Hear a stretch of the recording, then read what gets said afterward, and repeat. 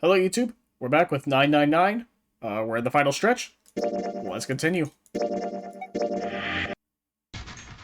Oh, yeah. This area, huh? How much do we have left? 7 more squares. Alright. Well, let's figure out how the hell do we get out of here, huh? Oh, I could only go left. Okay. There. Alright, first things first. Oh, this is the thing we did last time. Except, are we going opposite now? Interesting. Hey, Junpei, isn't this a nautical table? Yeah, I feel like I've seen this before. Okay.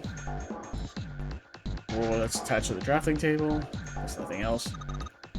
Look, Junpei, the rust on here looks like Elvis's face. Yeah. How exciting. Cool, good talk. Oh, that's not what I wanted. There are piles of crap everywhere. Man, this place is a mess. It's so messy. I don't know where to start. Some of this crap looks familiar. I think a lot of these parts are parts of the puzzles we've solved in the other rooms. If that's true, then this room could be Zero's laboratory. Oh, fuck me, I keep doing that. Oh, interesting, I don't have a way to switch back, that's right. Machine's a puzzle, he needs to see his plan come to fruition. I gotta remember to stop clicking so fucking fast, I'm sorry. Oh, that's it. Hey, pile of junk might be useful there. It's a chair. Thanks.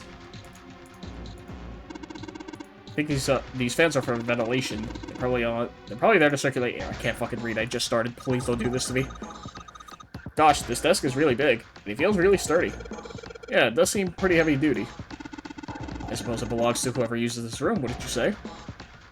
Alright, go to this side. Cool. The screen is huge. Wonder why it's blue. Maybe if I touch it. There's something on the screen now. Yeah, sure. You know what? Fine, I'll write this down. D6. There's a blank. And then 1F5 9B blank. And then ALL. And then LLA. Equals. So these are all pluses in between. Because you know what? The game's not gonna fucking tell me. That's why. And then the middle one's correct. This one's green. So F is 16, right? Because A is 10. There's A, B, C, D, E, F. Yeah, F is 16. Alright. What's this? There are 15 cells here, with numbers and letters in them. Let me see that. Ah, I see. So whenever you touch a cell, the ones next to it turn on or off. You just gotta use that to make the all cells on the right and bottom green. Hey Junpei, found this piece of paper under that thing. You wanna take a look at it? Do you think this might have something to do with the puzzle? This piece of paper Clover gave me. There are a bunch of numbers and letters connected by equal signs on it. Just like you said, this is probably related to the puzzle on the screen somehow. Thanks, Clover. This really helps. Alright, let's go back and try again. Anyway, it looks like I just need to make all the cells all green. Oh, this is not what I thought it was. Oh, it's one of these puzzles. Okay. This is much simpler than I thought. But, I hate these puzzles because I'm not good at them. So... Huh. So I was trying to figure out what lights up what, right? That doesn't...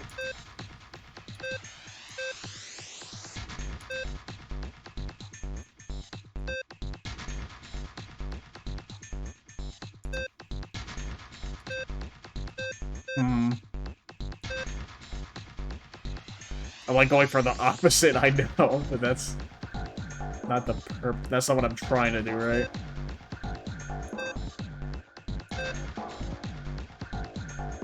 Oh, bitch.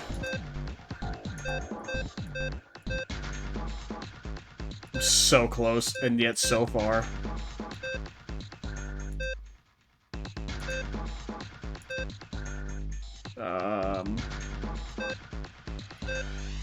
I'm not good at these puzzles, man. Fuck off. Oh, man. Like, I understand the... Oh, God, you're fucking kidding me.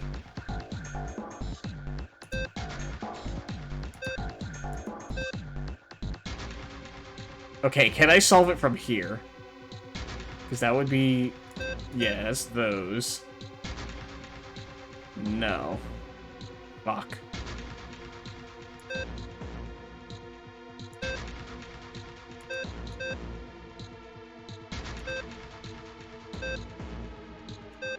Oh my god, I hate this. I'm sure there's, like, a method to it, but I don't know it. I've always been awful at these, so I just keep going until I get it. Which might be my strategy very soon. That I just keep clicking and hope I get it.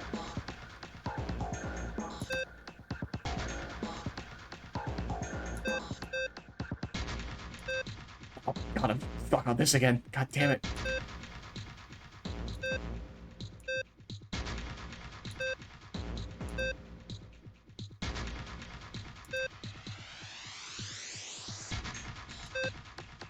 Fuck me. How did I...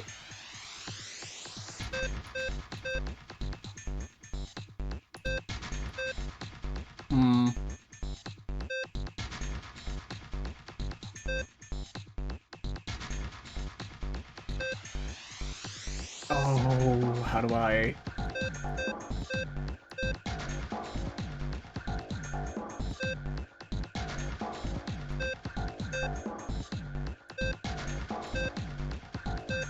Bitch.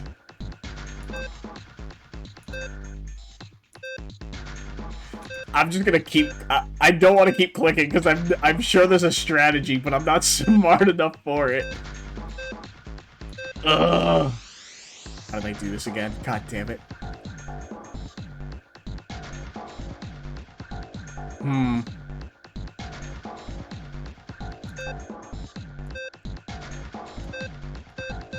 But sure, I can do this, but then I'm stuck with the middle.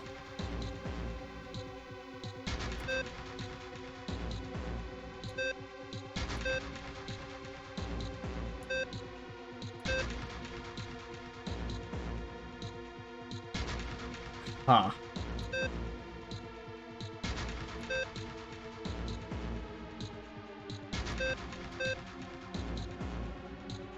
Oh, I can't solve it from here, can I? Fuck. Because that's...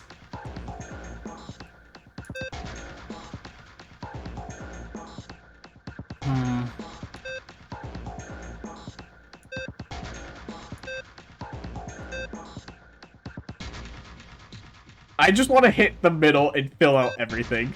Fuck me.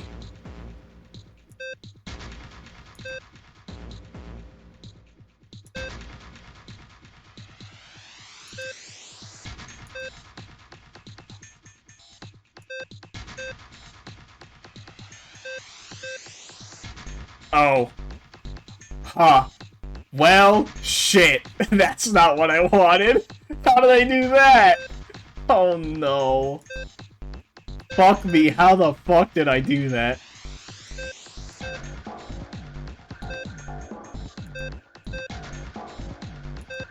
Okay, oh. Wait, what?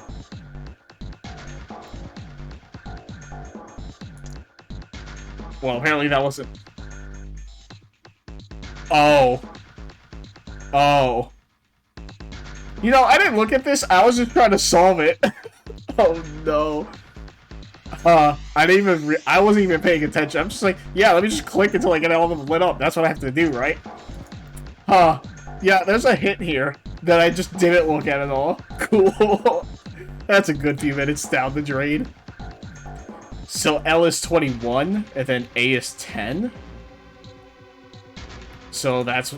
Oh my god, you gotta be fucking shitting me that I gotta do it like this. Because, okay, so what, 9 plus C... If it's 21, that means this is 12, right? Yeah. Fuck off, that's what you have to do. You've gotta be fucking kidding me. The fuck, yeah, I'm not thinking on this then if I gotta do that.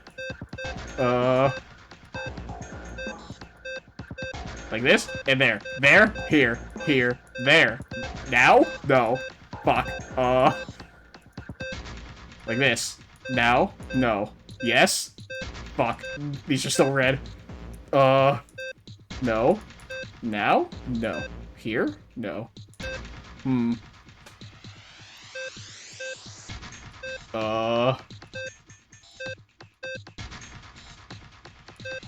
No.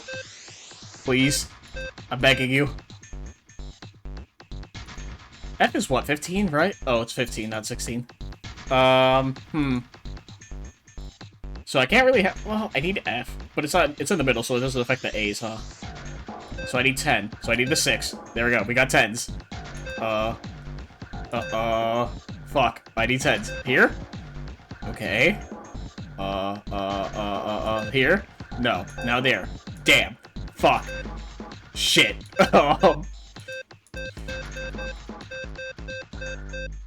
I'll get it eventually.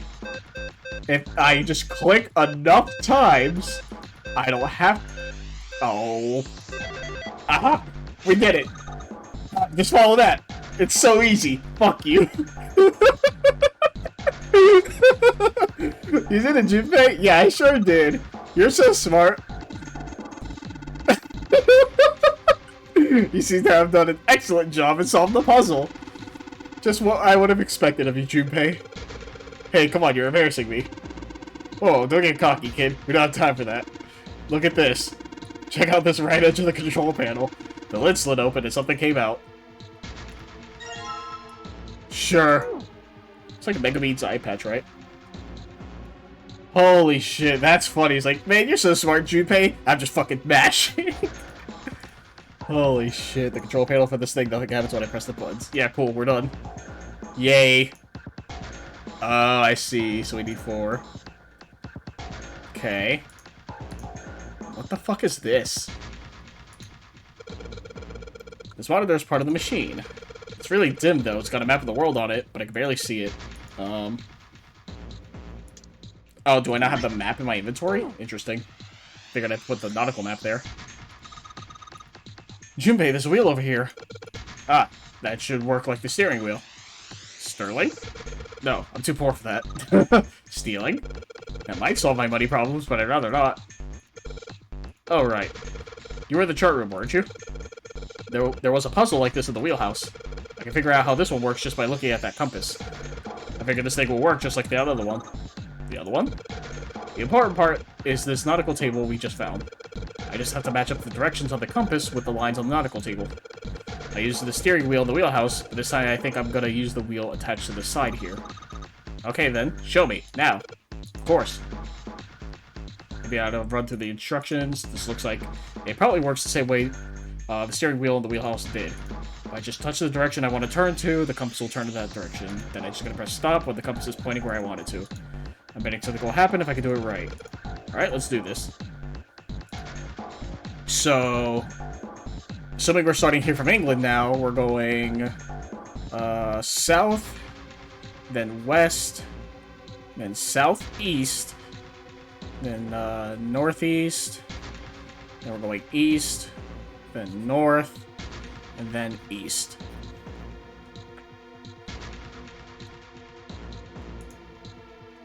Okay, so first we go to south. Okay, I hit the... It doesn't matter, it's a full 180. So I can hit stop. Okay, so south. Then we go to west. Then we go to southeast.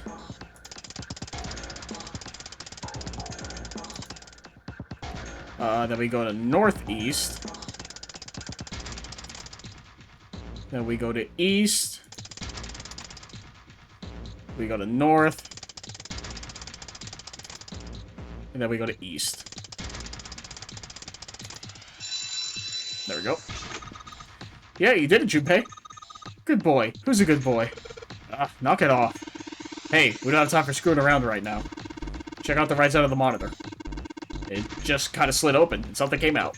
Oh yeah. I heard a noise too. You know that big box in the hall by the exit? I think it made a noise. Like something unlocking, you know? A noise, huh? helm. Oh, is it like for each puzzle we solve, we get a indication of it? Oh god, another monitor.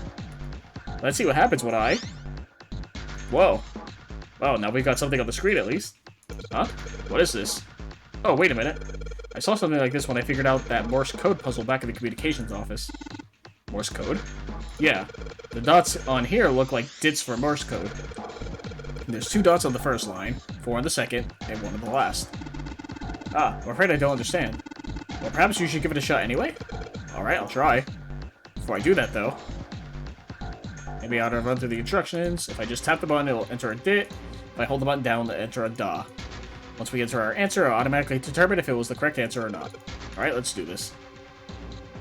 Uh-oh. I wasn't paying attention. Shit. Alright, let's give it another shot before I do that, though. Run through the instructions. Yeah, I understand the instructions. Oh, you're not gonna show me? Was it 4, right? 2, 3, 4? I don't have... Well, fuck me, I guess. I wasn't looking. I knew I should have. Fuck me. Alright, that sounds like a thing for later. Not that way. Something written on these pieces of paper. Looks like we got 3 sheets of the stuff. The material has been added to the file. Okay. Oh, that's the same thing, right? Okay, yeah, that's that whole table. A pipe. A pipe. A pipe. Cool. Good talk. There are piles of crap everywhere.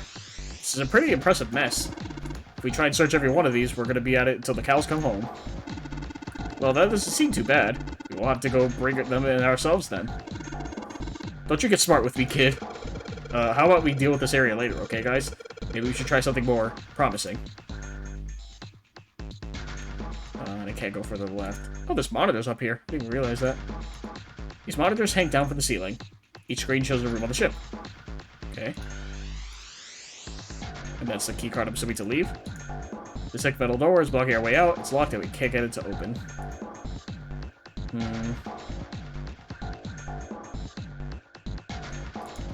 Can't click this wire. So there's that monitor. There's that one we saw. There's this one. Interesting. So there's only 3 screens, but we need 4 emblems. Huh. Weird. Alright, we try this again, I guess. Alright, before I do that... Oh, I can't access file. Oh, wait. It said more instructions. Fuck, I wasn't paying attention. Oh! Hey, I got it.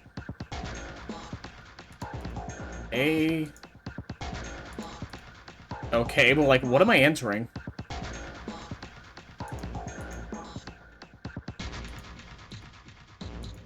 Am I entering SOS? No, because it said it was 2 dots on top, right? I?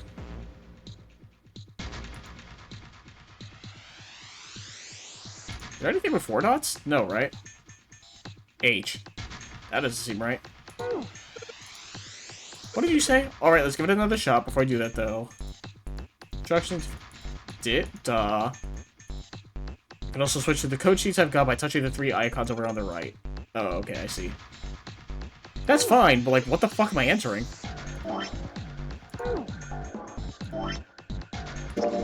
File, huh? Oh, why is this shit? Hello? Oh, okay. Morse code chart found in the steel shelf of that small cluttered room. Morse code key, letters A to I, dit, da. Same thing. There does not seem to be a pattern that determines which collections of dots and dashes are assigned to each letter. Okay, that's fine.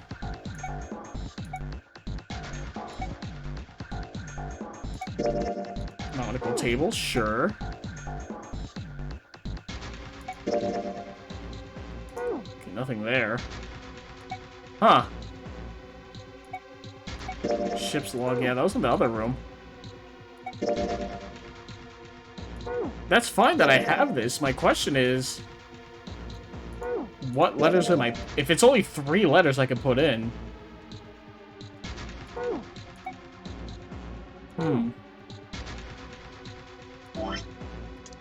Elm and cross.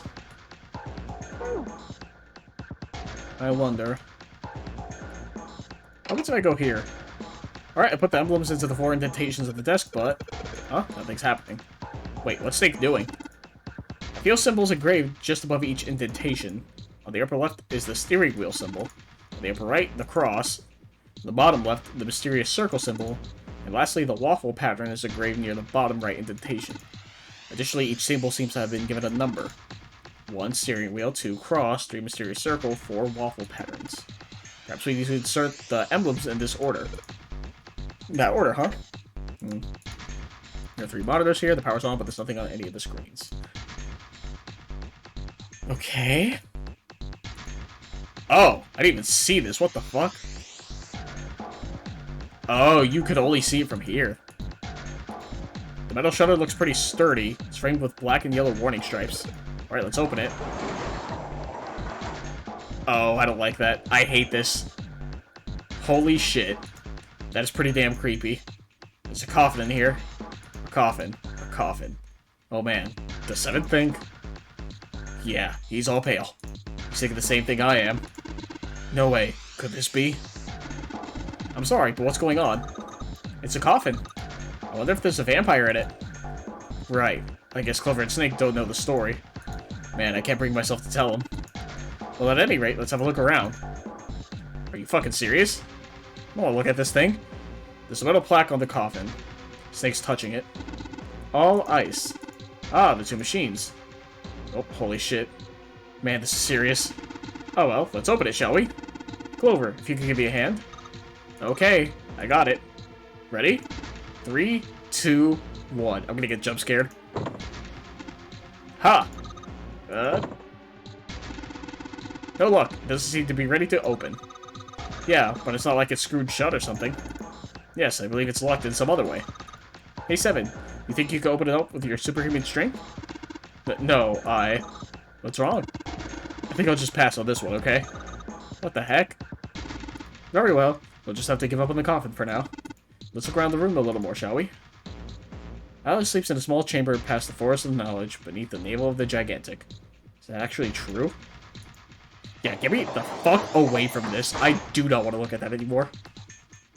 That is terrifying.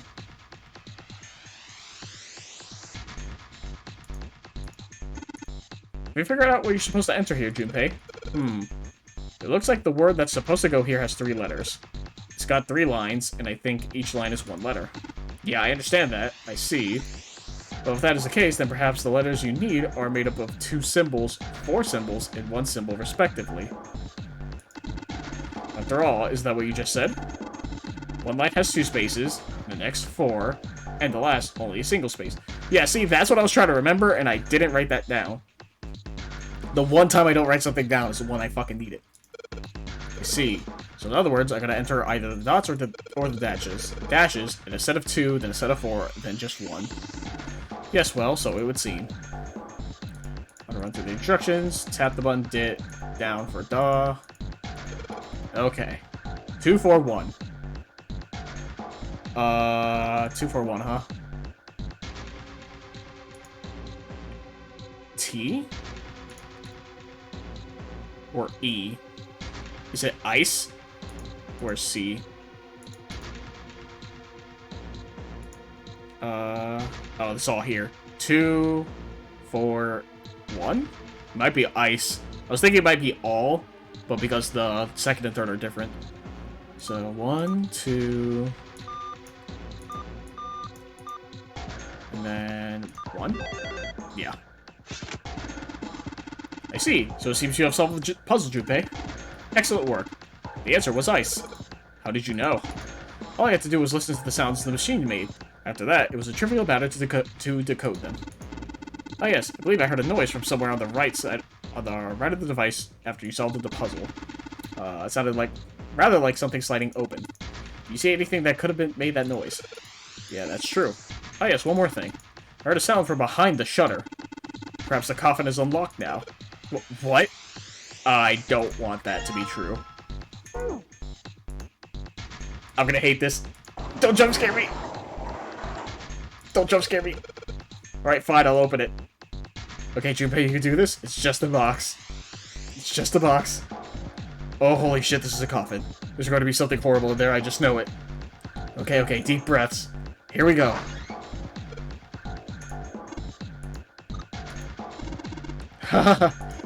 Oh man, there's somebody in there. Shit, can't believe I was scared of something like that. What do you mean, nobody? Were you expecting someone to be in there? It's a long story. Ask Junpei about it sometime. Well, just like Seven said, there's nobody in there. There is something in there, though. Well, two somethings, actually. What is that? There are two things on the bottom of the coffin. Looks like we got a plate with an emblem on it, and... the Neptune key. Yes, we finally found it. Now we can get through the hallway. That's correct, Clover. But we do need to get out of this room first, you know. Yeah, I know. Okay, let's get the hell out of here as quickly as possible. I don't have any objections to that. I don't think we'll use the Neptune key in this room. It's really important, though, so I'll keep it in my pocket for now. As far as this other thing goes... Get me away from this, get me away from this, get me away from this, get me away from this, get me away from this. Thank Christ. Well, I put the emblem in the indentation, nothing's happening. Indentations are number 1 through 4. Oh, that's right. There's symbols for a steering wheel, cross. Okay, so wheel, cross, circle, and then waffle. So symbols for a steering wheel, cross, weird circle, some kind of waffle powder engraved here. So, steering wheel. Let's just drop the emblem of the steering wheel in here. Whoa. Well, now we've got something on the monitors, at least. Well, what's that? Looks like some kind of puzzle. Wonder if these are the rules. Here, I'll read them to you. When you touch a numbered area, that area will be selected, and it will turn blue to indicate this. Touching a numbered ball after selecting an area will cause that ball to be moved to that area. However, you cannot move the red balls. You can only move 3 to 5 balls into a single area. Press the check button once you have moved all of the balls, except for the red ones, which you cannot move. The digital root of the balls in an area must match the number for that area. That's it. I still don't really get it. Whatever. Like they say, practice makes perfects. Makes prefects. Oh. Is that a typo? Practice makes prefects? Let's give it a shot. Okay, don't you mean practice makes perfect? Thank you, Snake. Hey, let's see you solve the next one. Then you can make fun of me. Knowing Snake, he probably would. He would just solve it immediately. If Snake wasn't... Literally, Snake being blind is the only downside. If he had sight, he would just solve this immediately. All in one fucking go. Anyway, okay, so I gotta get the digital root of 6 and the digital root of 3, but I can't use 9. Yeah. Okay, so... Will you do the math for me already, or no? You will not. Interesting. So, 3 to 5 in any given area. So, the high numbers are an issue, huh? 6 plus 7 is 13, right? So, 13 plus 8 is 21. 13 plus 8 is 21, stupid. I think I said 16. So that should be fine. That's 3 to 6, 10, 15. Whoops. What do you mean? Oh, okay, cool. Okay, this is it, right? But nothing's happening. There are still 3 more indentations left to empty. I imagine something will happen when they're all filled. Does that seem likely? Let's see. Cross. Okay, let's play that one with a cross. Hey, Junpei, something just showed up on the screen. This puzzle sure looks a lot like the last one. Yeah, but there's more of those red balls you can't move. Numbers for each area are different, too. Looks like it's got the same rules as the last one, though. Sure you don't want to double-check that? No, I'll be fine. If I get confused, I can just look at the screen over there, right? Anyway, like they say, a picture is worth 1,000 words. Let's give it a shot. Isn't that a picture is worth 1,000 words? Hey, shut it. At least I'm trying, alright? So now I can't use 1 or 9.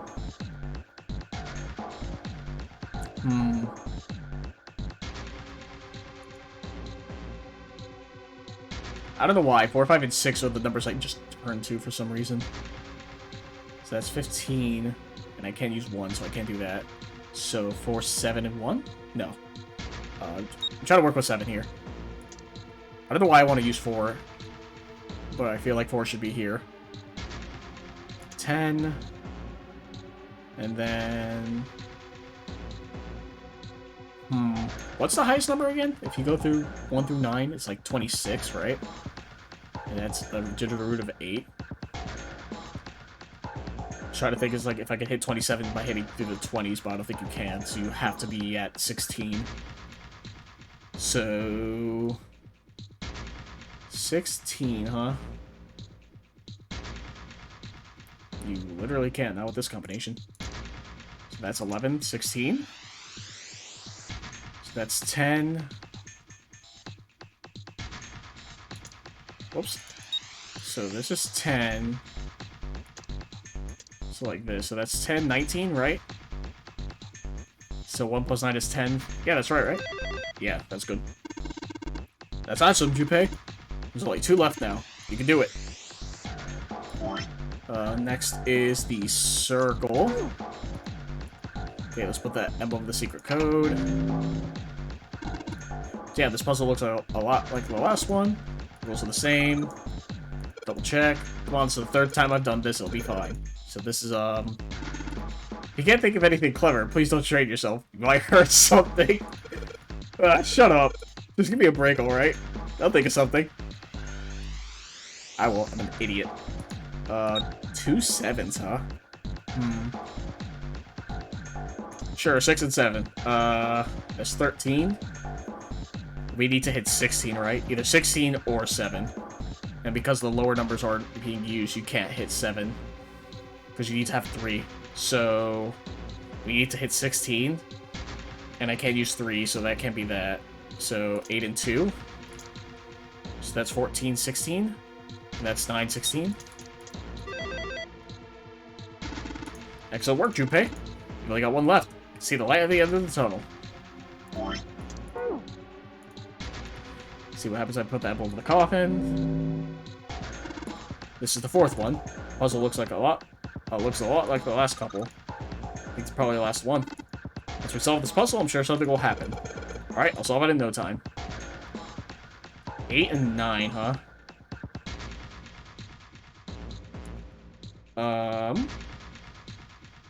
9 has to be either 9 exact, which you can't do, so it needs to be 18. That's 15, so it's not going to be that. So 7 and 8 have to be in 2 separate ones. So 5 is 12.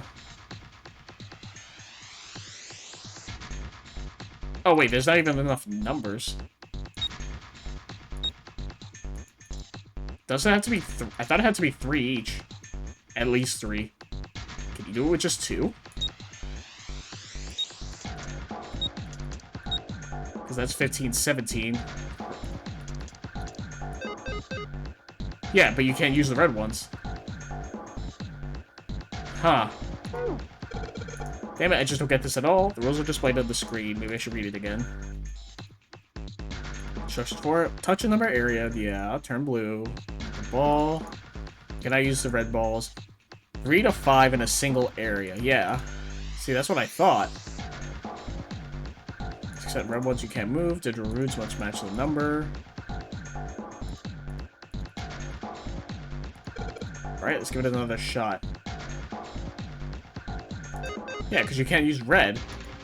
1, 2, 3, 4, 5. Yeah, there's only 5. No matter how you split it, you can't do it. Huh. So do you have to just pick 9? That's weird. Huh. Can you put all 5 in here for 9? That's 15, 20, 24... 26, no. 26 is 8. Interesting. Huh? Where did that noise come from? Underneath the keyboard? Way to go, Junpei. You answer all the questions. Damn, Junpei, good job. Hey, did you hear something just now? Yes, I heard that as well. From the bottom left corner of the desk, I believe. A picture? What the? Huh. What the hell is this? This man with a mustache on the right. He's the same guy we found murdered in the captain's quarters. He had the zero bracelet on his left arm. And this second man, with the glasses and a doctor's coat. He's the ninth man. The one with bracelet number 9. He died after he went into door 5. But this guy, the one in the striped suit. Oh man, that's Ace. Yeah, I guess it is. No doubt about it. But what does it mean? What is Ace doing in this picture? Not only Ace, the ninth man and Cap too. And they look happy, like they knew each other well. Why? How in the world are these 4 men connected? You say Ace is in that picture? Yeah, it doesn't look like it was taken recently, though. Ace, the ninth man, and Cap all look about 10 years younger. Ah, so the ninth man and the man you found murdered in the captain's quarters are also in the picture? Yeah. Is there anyone else? Or are there only 3 people in the picture? I'm afraid I can't see it. No, there's one more guy. He's got kinda long hair, he looks smart, but a little cold. He's the only one I don't recognize. What's the date of the photograph? It doesn't have one. Did you look on the back? The back? Yes, the reverse. The other side. Yeah, I know what that back means, Snake. Huh. Praying for the success of the Nonary project. With Nijisaki, Kubota, and Musashido. Huh. Then the 4 men in this picture were the organizers of the Nonary Game 9 years ago. That means Ace, the ninth man, and Cap were all responsible for making it happen. But I feel like I should be more shocked about this. It's almost as if that's just how things were always supposed to be. Why? Why am I not surprised? Ace was the one in charge of the Nonary project. But why? Why am I so calm? It's like I already knew. Ah, of course. I understand now. Ace was the CEO of Cradle Pharmaceuticals. He was the one who invented the game 9 years ago. He was Gentaro Hongo. Ace is Hongo? I had my suspicions from the beginning. Their voices were similar. Too similar to be a coincidence. I could never forget his voice. It was the voice of the devil. I couldn't be sure, though. After all, I had no way to check. I certainly couldn't ask him. Even if I had known, however, I would never have told you. Zero made it quite clear what would have happened if I did. Oh my gosh, I had no idea. Huh? I didn't know that Ace was Hongo. Oh, yes. I suppose you wouldn't have. 9 years ago, you were in Building Q in Nevada, but Hongo was in the Gigantic with us. I know. That's why I didn't know what Hongo looked like. But why? Why didn't you tell me? I mean, I'm your sister, right? You could have told me. I'm sorry. I apologize for keeping this from you. But if I'd told you, Chloe, you would have told everyone else. And if you did, then I would have been forced to tell them about what happened 9 years ago. I had to prevent that. Hey, Junpei. You think I could borrow that picture for a sec? Sure. Hongo, Kubota, Nijisaki, Musashido. Hongo, Kubota, Nijisaki, Musashido. Hongo, Kubota, Nijisaki, Musashido. Hey, Seven, do you... Shut it! Just be quiet. I'm this close to remembering. This close. Hongo, Kubota, Nijisaki, Musashido. Cradle Pharmaceuticals. Nonary project. Shit. What?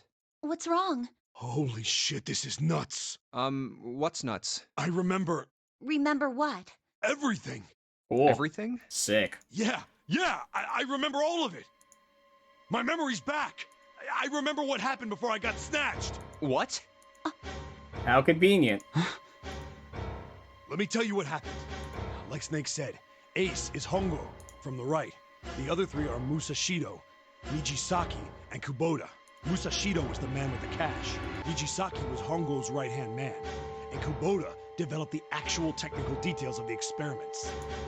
How do you know all this? Come on, man, I told you, I finally got my memory back. No, that's not what I mean. I'm trying to ask you why you knew all this stuff in the first place, before you forgot it. You really want to know? Of course. Me too. This is gonna take a while. Hell, it'll probably take me a good 3 days to tell you everything. Well, we don't have 3 days. Just give us the short version, alright? Yeah, we have like less than an hour. Short version, huh? Alright, fine. I'll give it a shot. No promises, though. I'm a detective. Did we have this conversation already? It's a little awkward to say this about myself, but you could probably consider me a lone wolf type. I hold to my own code, because I think doing what's right is more important than doing what you're told. That's why I followed my gut that night. A slim lead brought me to the wharf. It was 9 years ago. The wharf had been cold as fuck, and I could barely see squat. I was investigating a mess of kidnappings, all of them children. It all had one thing in common: a history of visits to one particular hospital. A hospital under the management of Cradle Pharmaceuticals. My investigation had turned up evidence that Cradle had been involved in the kidnappings. After a little sweet-talking, I managed to finally get a real lead from someone inside Cradle. My source told me this. Tonight, a ship is set to take the children to a large passenger liner docked offshore. Yeah, we learned this. So I headed to the wharf. From the shadows, I searched the harbor until I found the ship he was talking about. There was a bunch of movement there. Men in black suits, many of them carrying large bags. The bags. There was something about the way they moved as they were carried. No doubt about it. There were human beings in those bags. I moved before I realized it. I came out of hiding with my gun already in my hand. Don't move. I felt metal touch the back of my head. Drop the gun. I could kill you right now. It'd be easy to get away with it, too. Just tie an anchor to your feet. No one would find you for a week. That what you want? The fish here would love a meal. He kept digging the cold metal thing into my skull. There was nothing I could do. I did what he said and laid my gun on the ground. Then suddenly, there was a sharp pain in my neck.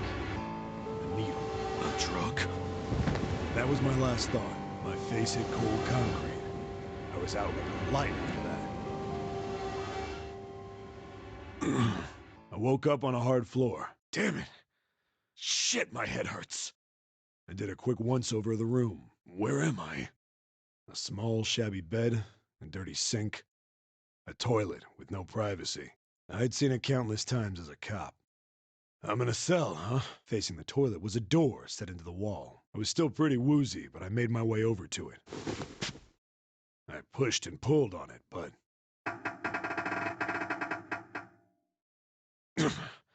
it won't open. Not like I expected much else. It would be dumb enough to put me in a cell and leave it unlocked. Threw myself against the door a few times, but it wouldn't budge. I knew it. I gave up and made my way back to the bed, and sat down. I sat there for a very, very long time. Who knows how long. Then, I heard a faint voice. The voice was far away. I couldn't understand what it was saying, but I could hear one. It was pretty high, probably a little kid. Huh? No, it was several. I hear 5, or 6, maybe more. Where? Where are they coming from? I pressed my ear to the wall and tried to listen through it. No, that's not it. Left. It's coming from under the bed? I hauled on the metal frame and flipped the thing over. There it was. The bed had hidden an air vent under it.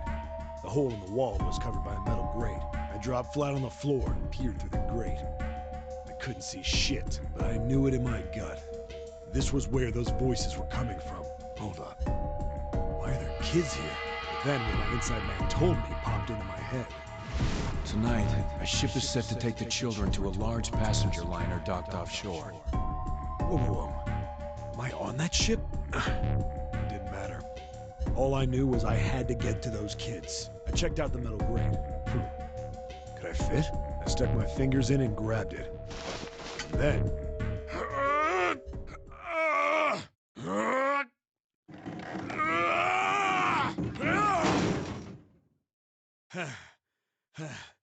Yeah! How do you like that, you son of a bitch? I finally got the damn thing off. Sweat was dripping down my face, so I wiped it off and crawled inside. The first bit or so was tight. I had a wriggle on my belly. It wind up eventually, and there was space for me to crawl along on my hands and knees. I went from crawling like a worm in dirt to skittering like a bug. Couldn't say it was much better, but I'd take what I could get. And when I'd been in the thing long enough to start wondering where it'd take me, a massive sound nearly scared the piss out of me. It was like a heavy metal door had just been slammed shut. Then, there was a voice. Oh.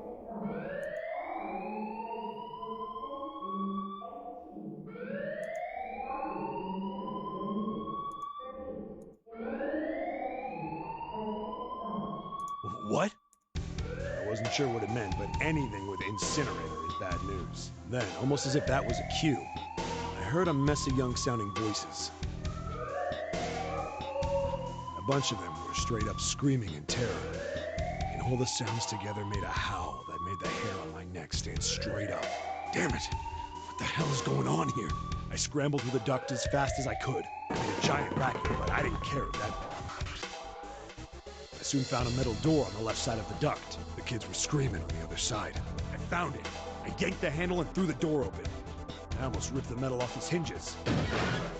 What the hell is this place? I couldn't believe what I saw. He ended up in the incinerator, huh? The room had a dome up top. There had to be about 9 walls, all the same size. The ceiling was an upside-down funnel. Almost like a chimney. I looked down. There they were. The kids I'd been searching for. Wait. That looks like Santa. I know he's... Is that a Kane? That looks like our younger self. Santa, is that Snake? And that looks like Lotus, but it can't be. Lotus is like supposedly super old. What? They all gawked up at me, suddenly silent. For the moment, from surprise and fear. Scared of the room or me, I couldn't tell. Probably both, actually. Not like I can blame them running into a mug like this when they're already scared shitless. I snorted at my own dig at myself and turned to the kids. Don't worry, kids, I'm not your enemy. I'm one of the good guys. All of them stood there, frozen. Well, except one. He was a boy, slightly older than the others, in a private school uniform. Who the hell are you? He stepped forward and glared at me suspiciously. I'm a detective. I'm here to rescue you. It looked like they relaxed some the second I got the words out. How are you gonna help us? Where's the exit? There isn't one. The doors we came in through won't open, and the door over there... He kinda cut himself off. I think he was considering something before he changed his mind. Anyway, there's no point. We can't all get out of here. If we don't get out of here, we're gonna be burned to death. Burned to death? Can't you hear it? That voice said the incinerator's gonna start up soon. So... Huh. The voice spoke again. Incineration will begin in 15 minutes. They only had 15 minutes. I looked back down at the kids. Looks like a good 20 or 30 feet to the floor. No way I could pull them up. Too big of a distance for any of us to reach. What the hell was I gonna do? But then I got an idea. Wait right there. I'm gonna be right back. What? Where is he going? Are you just gonna leave us here? They just got frightened again. I'm not the best at that kind of thing, but I tried to reassure them with a smile. Don't worry, all right? I'll be back, I promise. So just stay calm and wait right there. Got it? I didn't wait to hear them respond. There wasn't time. I had to hurry. Well, as fast as a guy could on his hands and knees. Didn't take me long to get back to my cell. Still no way out of there, but I had a plan. I needed something from the room.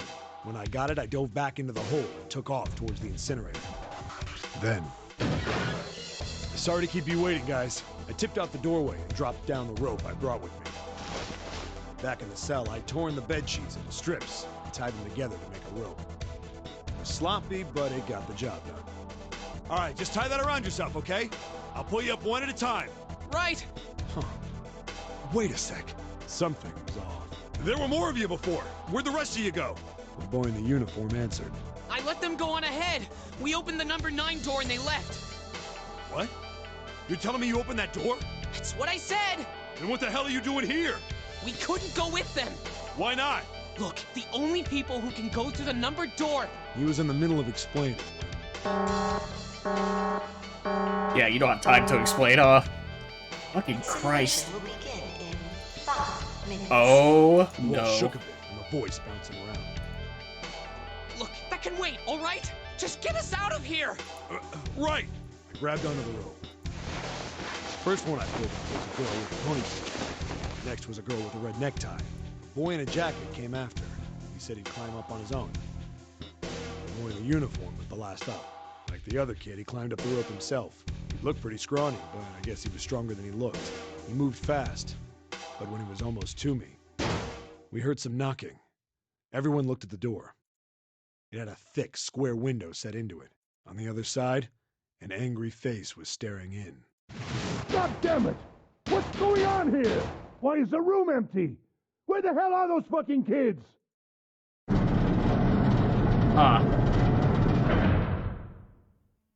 The door opened, and a man stepped in looking half mad with fury. I recognized his face. I saw him many times in photos during my investigation. The man's name was Gintaro Hongo, the CEO of Cradle Pharmaceuticals. Hongo saw the boy hanging from the rope. Yeah! It was like he was an animal. He lunged for the rope. Hurry! I know! The boy in the uniform booked it up the rope. You son of a bitch! Get back here, you little shit! 15 feet. 10. The second I could reach the kid, I grabbed him. I hauled him up and tossed him into the duct behind me. No! No! Hongo had lost it. His face didn't even look human.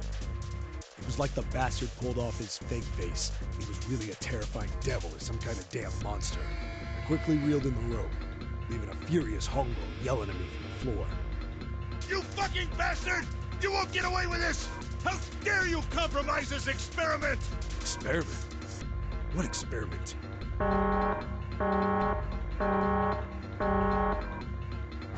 Incineration will begin in 1 minute. Hey, old man! What the hell are you doing? Hurry up! The boy in the uniform was trying to get my attention. I may have thrown a salute in the raging asshole's face before I closed the door behind me. The point to going back to the cell, so we went down the other direction instead. After about 30 feet, we came across another duct on the left. This one was heading down. Marty nodded and took turns sliding down it. The duct emptied us out into a narrow hallway.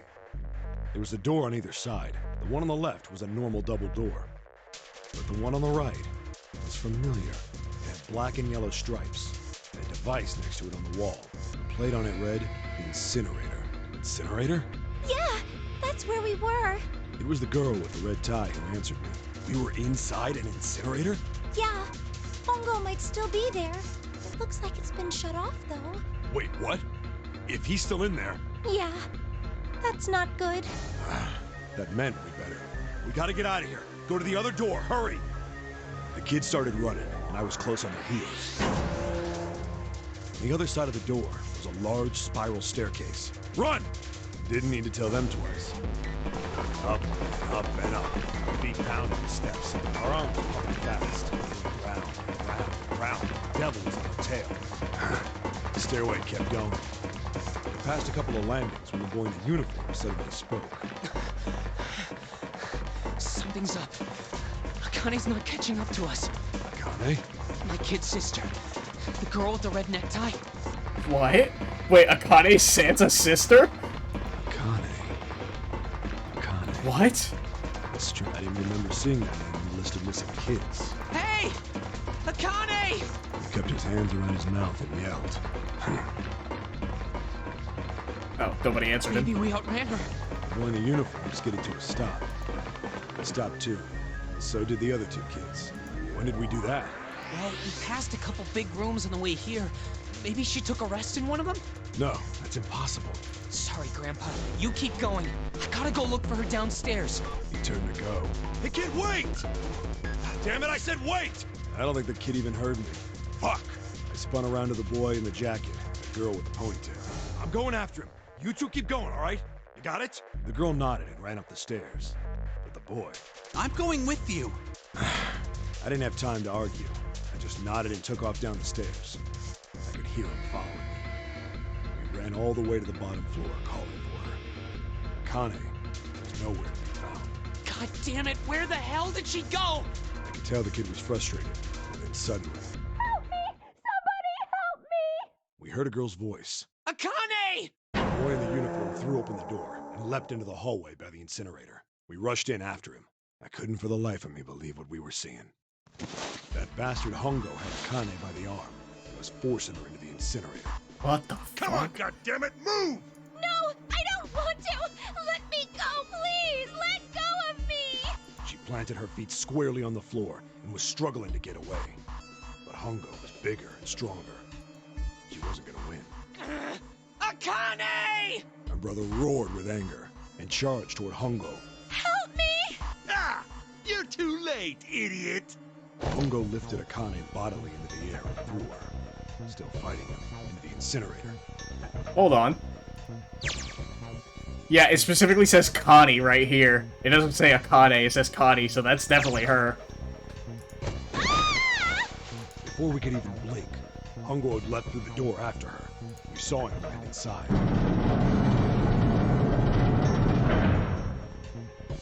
Then, the door slammed shut. We ran to the door. We did everything we could think of to get the thing open. But... Ah! Fuck! It's no use! The goddamn thing won't move an inch! he started slamming his fists against the door. He was close to shattering his knuckles with how hard he pounded on it. Akane! Akane! Are you okay? You came back! Her voice was muffled, but all of us could hear the sheer terror in it. What should I do? I think I'm trapped in here! Where's Hongo? He went out the other door! What? Warning. Warning. Emergency incineration command has been acknowledged. Automatic incineration will take place in 18 minutes. And she died by what? Please evacuate the incinerator immediately. But she's alive, but a girl died? What? Emergency incineration command has been acknowledged. Are you fucking kidding me? Yeah. The same damn thing! Are you there? Yeah, we're here. Just hang on, alright? We're gonna figure out a way to save you. His words would have seemed like a sick joke to her if she'd been able to see how white and bloodless his face was right then.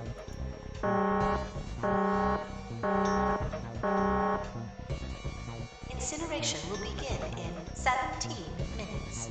Please help me! I'm really scared! I don't want to die! I don't want to die! I don't want to die! It's gonna be alright. Jesus Figure Christ. something out. I promise. I promise, okay? You hear me? I promise! It was torture listening to her sobbing on the other side of the door. Her brother was nearly crying himself. He could only stand there, fists clenched so tight his knuckles were white.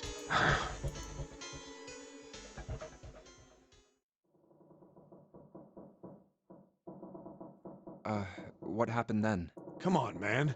Put yourself in my shoes. It doesn't end good. You think I want to remember that? Then... Yeah. Shit. If I'd known it was gonna be like this, I almost wish I hadn't remembered. Hey, are you sure? Huh?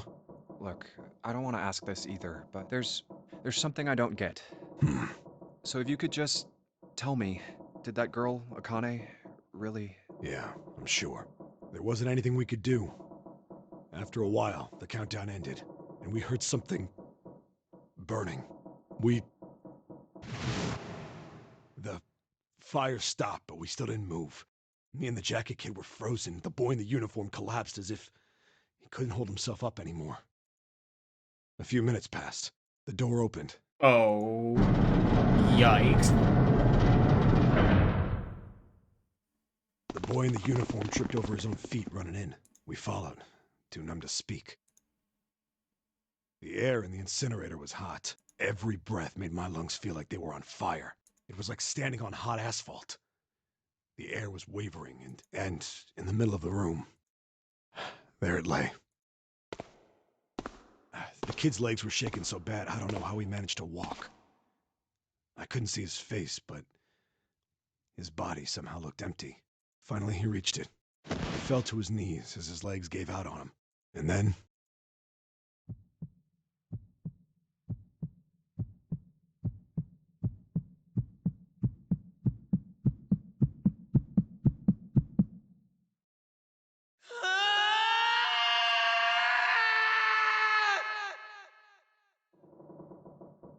Can I ask you one more thing? What's that? The girl, Akane. What was her last name? What does it matter to you? Just tell me, okay? Please? Kurashiki. Her name was Akane Kurashiki.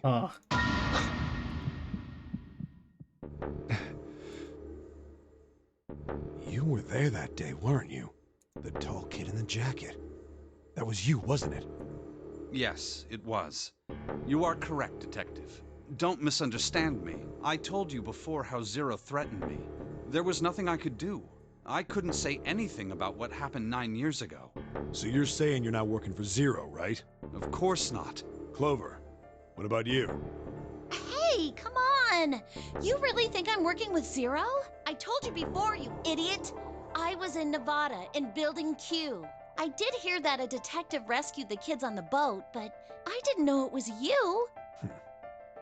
Well, I guess I believe you. All right, let me ask you another question. Santa's real name is Aoi Kurashiki. He's Akane's brother. You know that? No, I didn't. Did you? Well, yes. I know Aoi Kurashiki was her brother, but I didn't know he was Santa. At least not from the beginning. 9 years ago, he was in the middle of puberty. His voice is entirely different now. Yeah, that's fair. I'm ashamed to say that even my exceptional hearing wasn't able to make that connection. As such, I had no reason to think Santa was Aoi. Also explains why he always wanted to be near Akane. But if she... When did you figure it out? Clover told me that Santa might have been one of the subjects of the initial experiment. It was only a short while ago, while we were leaving the library. When she told me that, I had a feeling. Santa is Aoi? Akane Kurashiki, June's brother? There's still a lot we don't know. I mean, like a lot. But there is one thing I think we can say we know. What's that? The body we found in the shower room. It had to be Nijisaki, dressed up to look like Snake. What? Come on, man, what kind of detective are you? You didn't figure that out already? Hey, go easy on me, man. I just got my memory back, all right? Cut me some slack. Well, if he is, the 3 murders make sense then, don't they? Yeah, that's right. Murder. Kubota blew himself up, but that was murder too. So why did these murders take place? If Junpei is correct, and the body in the shower room was Nijisaki's, that means all of the people who were murdered were involved with the creation of the Nonary project. Kubota, the person who conducted the actual experiments. Nijisaki, Hongo's assistant. Musashido, the man who financed the project. You mean this was all just revenge? Santa is Zero. He's getting revenge for the death of his sister. That's why he killed them. No, I don't think Santa actually murdered anyone. If I'm right, then it's not hard to figure out who the next victim's gonna be, is it? I'm pretty sure I don't have to tell you. Yes. Yep. Right. The next target will be Gentaro Hongo. The person who planned the Nonary project. In other words, Ace. What? Whoa, what the hell's going on here? It must be 6 a.m. Our time is up. Oh. Shit! Come on, we need to get out of here. How? I'm betting this sucker opens the exit. Come on, let's go. Oh, shit. Okay, yeah, new material's been added. Keycard 0. Get out, get out. How do we get out? Alright, let's just select this card. Okay, let's save. That was a lot of fucking information. Junpei, look, it's a lock. It's unlocked. Yeah, now we can go back to the library. Hurry up, Junpei, we don't have time. Let's go. Alright, let's go.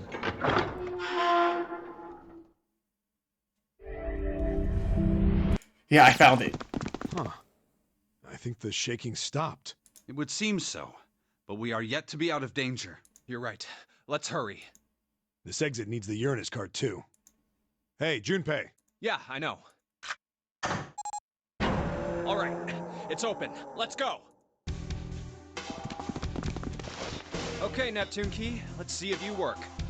Yes! Huh, I think it unlocked. Oh. It says incinerator. So this is the incinerator. Where are we in the flowchart? Still a decent amount away. This is the first time I've seen it from this side, but yeah, I think so. Then there ought to be a lever near the door. Yeah, right here. Pull that and the door should open. Got it. Oh, that explains how Snake knew about it the first time. Let's go. And the other route where Ace died.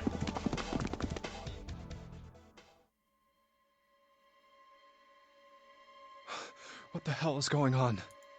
What's wrong? Are you okay? Jumpy, you came to get me. Of course I did. I made a promise. I'm so glad you're here. So glad. Hey, what happened to you? I'm fine. I just fainted. I wasn't feeling very good. I'm feeling a lot better now, though. Are you sure? Yes. I just need to rest a little longer. I'm sure I'll be fine. You shouldn't worry about me. Santa. Hey, where is it? Where's the gun? You hide it somewhere? I don't have it. I got sucker punched and they took the gun. What? Who took it? What? Isn't that obvious? I took the gun. Oh, and we're back to this now. Just what the hell do you think you're doing, Ace? Or maybe I ought to say Gentaro Hongo, CEO of Cradle Pharmaceuticals? You have me at a disadvantage. And I don't like that. You know me, but I don't know you. Do you have any idea how much I've suffered? Can you even begin to understand my pain? The pain of prosopagnosia, right?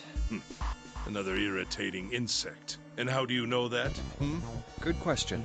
No matter. If you don't want to answer, it makes no difference to me. Wait. Was that mentioned in this route? No, right? That was mentioned in this route. Huh. Yeah. I'm pretty sure. This is a waste of time anyway. It's time for me to go. First is 1. Give me your hand. 8. And with this, 9. The 9th man. Kubota's bracelet. I believe I've won this game. I've had quite a time playing with you. I must thank Zero, I suppose. Wait, what? Ace doesn't know who Zero is. What the hell are you planning, Santa? At any rate, this game ends now.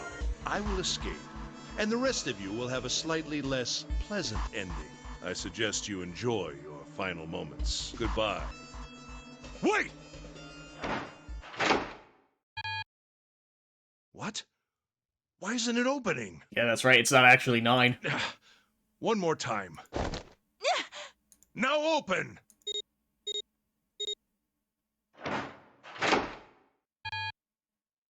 No! What is this? Why? That digital route should be 9! It has to be 9! Then why? Why isn't it opening? Now! Hell yeah, 7. Let's go! Oh. Oh, that was close. Too close. Thank you, 7. Don't mention it. Just one punch ain't enough for this piece of shit. After what he did 9 years ago, I ought to rip him to pieces. But if a suspect can't talk, they ain't much good. Once he's locked up in a cell, we're gonna have a little chat. Did you take the gun, though? 9 years ago? Then you must be... Yeah, you finally figured it out, dumbass. Did you take the gun from him, Ace. please? Answer me. You killed Kubota, Nijisaki, and Musashido, didn't you? Wait, Nijisaki? Oh, right. You don't know yet. All right. We'll just go through them in order then. Let's start off with Kubota. You talked to Kubota and managed to convince him to go into door 5 alone. You killed him without making it look like you killed him. The way I figure it, you had 4 motives. 1. In the Nonary game, the number 9 is dangerous. Whoever had the 9 bracelet could join whatever team they wanted. Adding 9 to any number doesn't change the digital route, which means that number 9 could do whatever they wanted. You wanted to remove that threat as soon as possible. 2. You wanted the number 9 bracelet for yourself, so that you could make use of its power. In fact, you did use it in the murder of Nijisaki. 3. Even if his number hadn't been 9, Kubota was a problem. He knew your past. He knew what had happened 9 years before. You needed to silence him before he told anyone. 4. But last, and perhaps the most disturbing, you used Kubota as a test. You wanted to know how serious this Nonary game was. Was it truly life or death, or simply a harmless prank? You convinced him to break the rules so you could see what would happen. That was why you killed Kubota. But he was only the first. Next was Nijisaki. While everyone was off looking for the missing parts for the Reds, you ran into Nijisaki near the big hospital room. However, because of your prosopagnosia, you didn't realize he was Nijisaki. Chiefly because, when you met him, he was dressed like Snake. That was why you thought Nijisaki was Snake. No, that's not... That was Nijisaki? Why? How did... I'll get to that. Anyway, you thought he was Snake. Snake was one of the kids in your experiment 9 years ago. You remembered him because he was the blind kid, but his presence made you think. Snake was one of my subjects 9 years ago. He probably hates me. But if that's true, why isn't he saying anything? Is he keeping quiet because he can't see? Or perhaps he's working with Zero to get revenge on me. Whatever the reason, anyone who knows my past is a threat. Before he tries anything, I need to get rid of him. That was when you decided you had to kill him. The murder weapon was Kubota's bracelet. You just waved it over the Red. Verified your own number and then grabbed Nijisaki's arm and forced it over the scanner panel. Then, when the door opened, you kicked him in. 9 seconds later, the door closed. And then 81 seconds passed. And poor Nijisaki was dead. And you mean to say... Snake is still alive? Sorry to disappoint you, but I'm as good as new. Thank you for killing the wrong man, but I can't say I like knowing that you wanted me dead. Although, to be honest, even if you hadn't tried to kill me, I would still hate you very much. Well, I wouldn't blame you. Last but not least, let's talk about Musashido's death. When Clover and I were investigating the chart room, you came over to talk to me. Do you remember what you said? Oh, a pocket watch. Might I take a look at it? I handed it to you, and you left the room. You had been in charge of the Nonary project. Of course you would have known the solution to every puzzle, which would mean that you also knew how to get out of the wheelhouse. All you had to do was place the watch in the indentation on the door to unlock it. With the door open, you could enter the captain's quarters. Musashido was there. Conveniently placed next to him was an axe that practically begged you to kill him with it. You picked up that axe and buried the blade deep in the other man's chest. Wait, the chest? Yikes. One blow was all it took. And then you returned to the chart room as if nothing had happened. There was something I wanted to speak with you about, Junpei. Could you come with me for a moment? I had no reason to say no, so I followed you to the wheelhouse. When we stepped inside, remember how you slipped your hand into my vest? You pulled out a piece of paper, the one I used to cheat during the vote. But that wasn't really what you were after. Your true purpose had been to slip the watch into my pocket. It wasn't a very good plan. Had way too many holes, and someone saying the wrong thing could have brought it all down around you. You must have been desperate. But what made you willing to risk it all to do it? Ace, Musashido's murder is the only one I don't understand. You obviously did it. But why? Because of this. What's with the paper? Just read it. Let's see. Number 1, there are 2 ways you might survive this ordeal. The first is to win the Nonary game. The second is for you to confess your sins of 9 years past. I have prepared a camera in the captain's quarters. The images captured by that camera will be streamed through a satellite and distributed across the world. Simply look into the camera and repent. Once you have confessed everything, I will release you from this ship. To make your confession more credible, I have left you a witness in the captain's quarters. Perhaps he will confess with you. The decision is yours. Do as you please, Zero. When I awoke in that room on D-Deck, I found that in my pocket. That was why I chose door 1 when we voted.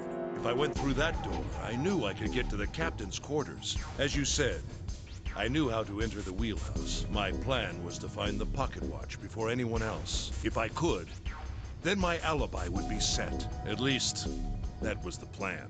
Unfortunately for me, you got to it first. That sleight of hand was the best I could manage on short notice. You meant to kill him from the beginning then? Musashido, I mean. I only knew Musashido was the witness after I reached the captain's quarters. I asked him, and he answered. He seemed groggy. Perhaps he had only just awoken from sedation. I suppose Nijisaki was in much the same state. He seemed confused and disoriented when I encountered him. But yes, you are correct. I intended to kill him from the beginning, even though I didn't know who he was. I proceeded to the captain's quarters in order to remove this so-called witness.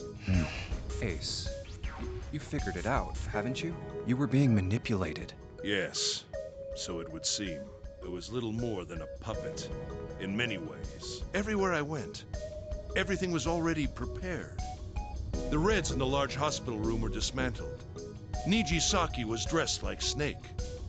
There was an axe in the captain's quarters. Musashido was delirious from the anesthetic, so he couldn't fight back. Nijisaki as well. In retrospect, I can't understand how I could have fallen into such a simple trap. But yes, this was a trap. It was Zero's trap. And I fell for it, hook, line, and sinker. I did everything he wanted me to do. Yeah. By manipulating you, Zero was able to kill 3 people and keep the blood off his own hands. All of this was revenge for what happened 9 years ago. That's why this Nonary game happened. Am I right, Santa? Huh? What the hell are you talking about? I don't know any... Ain't no point trying to play dumb anymore, Santa. Actually, I guess I should call you Aoi Kurashiki, huh? My memory came back to me, kid. You're Aoi Kurashiki, no doubt about it. Never thought I'd be back in this room talking to you. But hey, I guess this was all part of your plan, right? After all, the person who planned the Nonary game this time around was Zero, and Zero's you. Looks like you really do have your memories back, huh? Well, I guess there's no point in hiding it then, huh? Yeah, you got me. I'm Aoi Kurashiki. I was one of the kids in the Nonary game 9 years ago. I made it out. So did Snake over there. But there's one thing... No, I guess there's 2 things you got wrong. Number 1, I ain't Zero. What? Wait, what? Sure, I was helping Zero out, but I'm really more of an assistant. But an assistant's only an assistant. I didn't come up with all this. All I did was follow Zero's orders. What the fuck do you mean? Then, if you're not Zero, who is? Calm down there, Junpei. Didn't I say 2 things? You made one more mistake. Junpei, you just said all of this was revenge for what happened 9 years ago. That's why this Nonary game happened. But that's not it. Revenge isn't the only purpose. There's another reason you guys were playing the Nonary game. To save someone. Save someone? Right. You were brought here to help my sister. What? To save Akane. What the hell are you talking about? Akane Kurashiki died 9 years ago in this room. I was there. I saw... What? What the hell? Where is she? Where's Akane Kurashiki? Ugh! Oh, my head! My head, it feels like it's gonna pop. 7! What the hell is going on? I don't know. I just... Oh! I swear to God, my head feels like it's about to explode! What was the Nonary Project? I don't know. I'm sure you know already, but I'll tell you one more time. It was a project designed to test a particular phenomenon. Yeah, I understand that. And what was that phenomenon? For 2 organisms to communicate with one another in the absence of physical contact. The morphogenetic field theory. Could human beings use these invisible fields to exchange information? That was what this experiment was conducted to determine. There were 2 separate locations. One was the Gigantic, and the other was a building in Nevada called Building Q. Okay, look. This is all great and all that you're recapping. Did we restrain Ace, by any chance, or did we just punch him once and call it a day? The 9 children trapped in Building Q were faced with numerous puzzles, copies of identical ones on the Gigantic. They were told to send their answers into the morphic field set and transmit them to their brothers and sisters on the Gigantic. The transmitters were put in Building Q, and the receivers were put on the Gigantic. Each sibling pair was supposed to be split up, but there was a mistake. Akane was a transmitter. She should have been in Building Q. However, for some reason, she was placed on the Gigantic with the receivers, like me. Perhaps she was mistaken for someone who was supposed to be in Group A. Whatever the case, Akane ended up on the Gigantic. I think I've told you enough. You get it, don't you? I'm pretty sure you know where this is going, Junpei. Where what is going? Don't play dumb. You know things you shouldn't. Things you couldn't. How did you know Ace had prosopagnosia? Yeah. How did you know why Ace wanted to kill Kubota and how Nichisaki was killed? They weren't talked about in this route. Were you surprised when you found out Ace was Hongo? And what about the coffin Snake was trapped in? How the hell did you open it? Well, that's... He knew because I knew. Junpei was receiving information that I sent to him through the morphic field set. It's simple, really. How do I know the alternate futures, then? Imagine a river that splits in two, like an upside-down Y. The river flows from the top to the bottom from a single stream into 2 branches. It only flows in one direction, it can never flow backward. Information is the same way. It moves from the past to the future, but it never flows backward. That's why people at the river's source, in the past, will never know about those downstream in the future. But people downstream will never know about one another either. Information only flows along the path of the river. But I am different. Is it referring to me, the player? I can manipulate the morphic field set to pluck knowledge from the future. I know what happens on either fork of the river, even though the people on either fork know nothing about one another. Now, who am I? I am I, the 9th letter of the alphabet. But I am also 0. No, that's not true. I'm not really 0. Not yet. Perhaps you could say I am less than 0. 0 is my future. In 9 years, I will be 0. What? Where did she go? June. No, Akane. Where did you go? Santa! Why is Clover... Oh, shit. Freeze. Oh... Do it. Pull it. Do it. Santa's got the gun. Guess he picked it up while we were watching. Looks like he's heard the tables on Ace, though. Wonder how he likes having a gun to his head. Get up. Sure isn't about to take that gun off him for a minute, is he? Ace isn't putting up any kind of fight. I mean, I don't think I would either, but he just looks drained. I guess he's going for the door, huh? He doesn't need to verify to go through that door, but... Hey, what's your plan, Santa? What are you doing? He can't get through any numbered doors with just 2 people. What the hell is he thinking? Didn't I tell you? I'm Santa Claus. It's time for me to go make a wish come true. That's it? That's all he's gonna give us? What the hell does that even mean? Shit, they're out.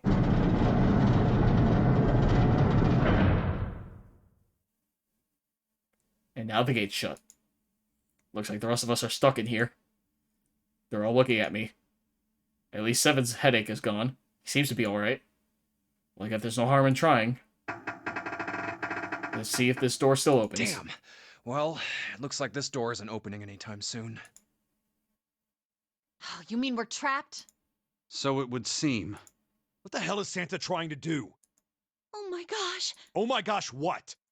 Have you considered where we are? There can really only be one thing Santa would do now. No. No, you can't be serious. Oh, but he is. Shit, we gotta do something. Maybe we can still get out through door 9. There's the red.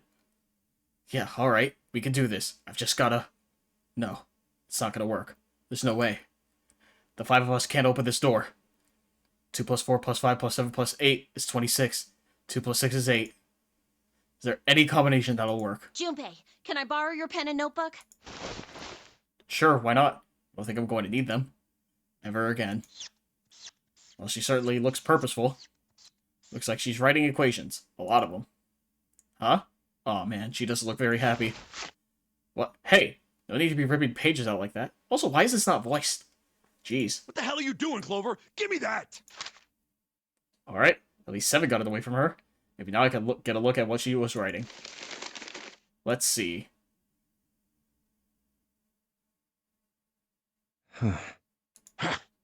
2 plus 4 plus 5 plus 7, so we'd have to leave out Lotus. What? And there's no other way? Lotus. Looks like she'd figured it out, though. Man, this is just too cruel. It's okay. Go.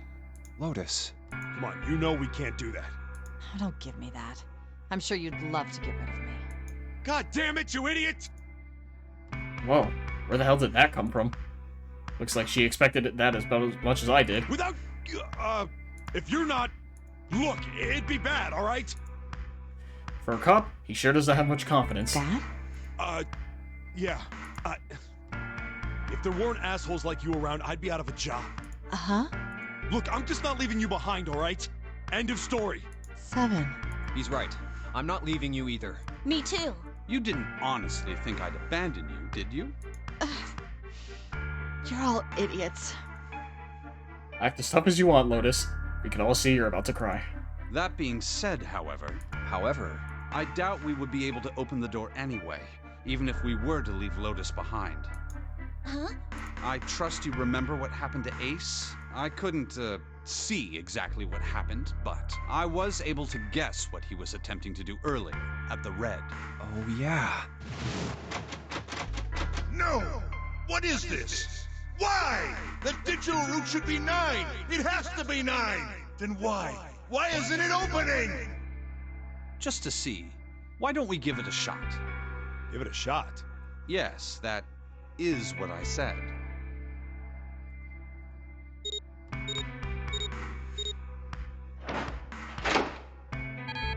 Huh, so no, it's just wrong. 2, 4, 5, 7, 18. 1 plus 8 is 9. You were right. It ain't opening. But it did open 9 years ago. The digital route was 9 then, I'm sure of it. You think maybe they changed the settings? Perhaps. Shit. If we can't get through the door, we can't get out. The walls are way too high. There's no way in hell we could get to that hole 7 popped out of 9 years ago. All we could do is stand here and stare at this door with a 9 on it. I guess this is it. This is the end.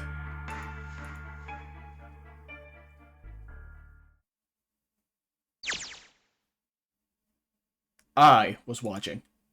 I had watched everything that was reflected in his eyes. I was listening. Every sound that vibrated in his eardrums, I heard. Smell, taste, touch.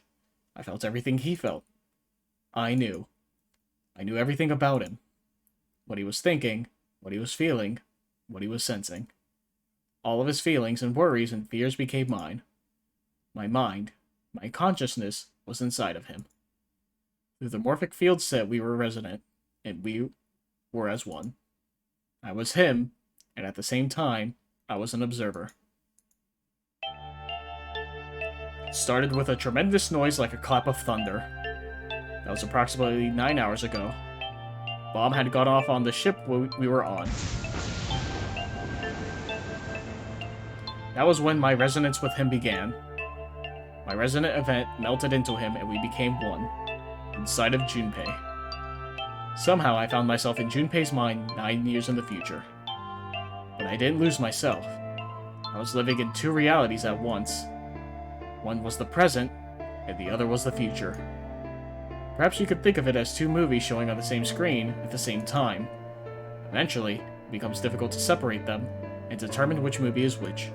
However, if I concentrated, I was able to focus on one or the other. That was why I was able to grasp what was happening in front of me. Come on, over here! What the fuck is happening? That was my brother Aoi. He was yelling. Yeah, so we are talking from Akane's point of view. I followed him. Around me were 7 other children. They all looked like they were about my age. Come on, hurry up! We ran down a long, straight hallway and burst into the large hospital room.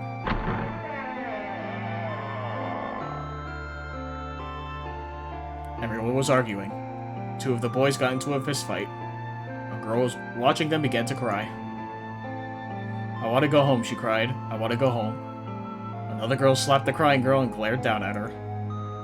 It has been 2 hours since the Nonary game began, but we were starting to fall apart. Just when all hope seemed lost, Light started talking. He was blind. 9 years later, we would call him Snake. Hello? Everyone? Could you come over here for a moment?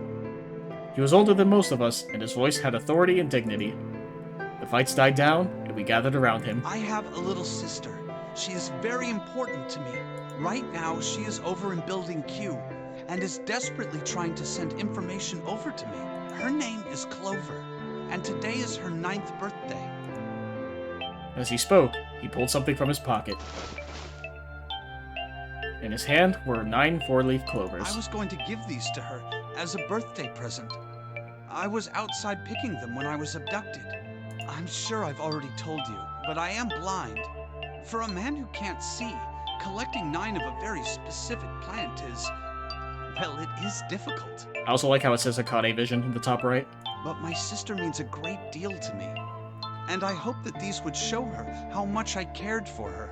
Since it's her 9th birthday, I thought 9 four-leaf clovers would be appropriate. Every one of you has a brother or a sister in Building Q with Clover. For their sake, we have to survive. We have to get off this ship. Do you understand? If we're going to do that, there are 3 things you have to remember. We need trust and love, and we have to have faith in one another. If we can take all 3 of those to heart, then I promise that good luck will come our way. Snake said that. Did you know that the leaves on the four-leaf clover mean faith, trust, love, and luck? Those words are leaf words. So if you believe what I've told you, and you understand, then I want you each to have one of these. They're a promise between friends. He gave a clover to each of us. I took one too. Eventually, he was left with only a single four-leaf clover. He had one last thing to say. Now, don't ever forget, so long as you have that, we will always be connected. Do you understand? When he finished, the tension of only a few minutes before was gone. We were calm. After that, we ran around the ship for a while longer, and opened several of the numbered doors until we finally found a door with the number 9 on it. In fact, there were 2 doors with 9 on them, and we found them in the chapel. We split into 2 groups and walked through the doors.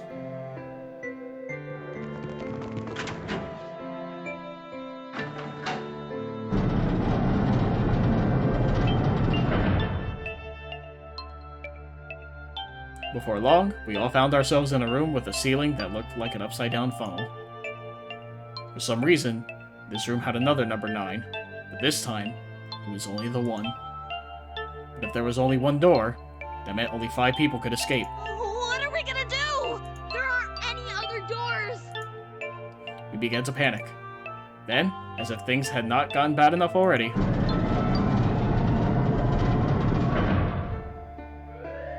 Warning.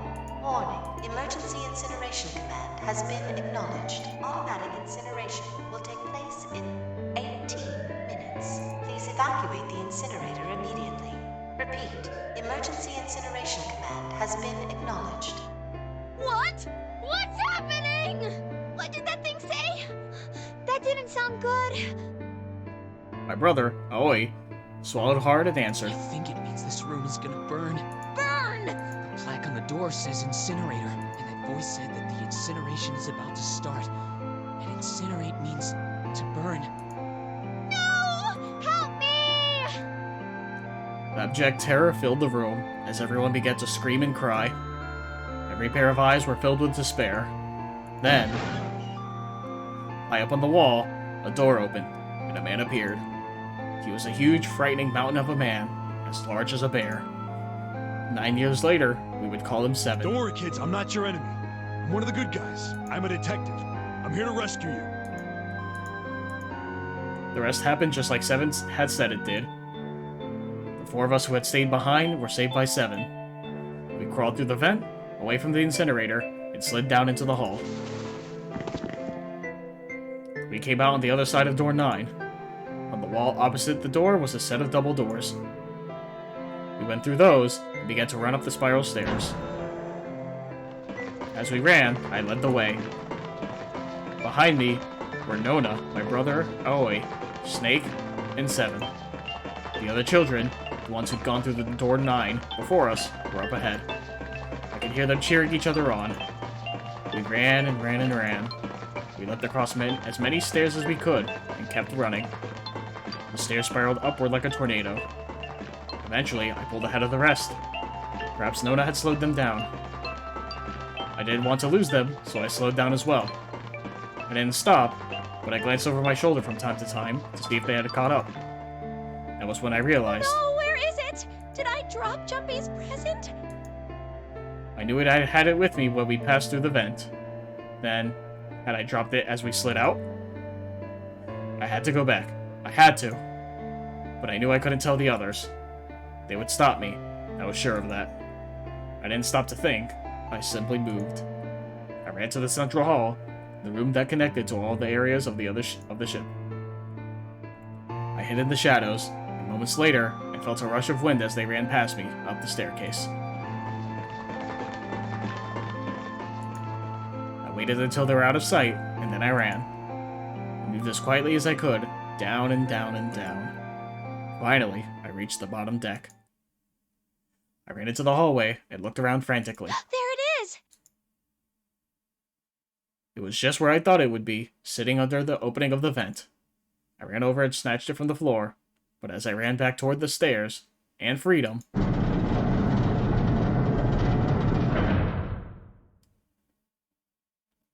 the door to the incinerator opened, and a man stepped out.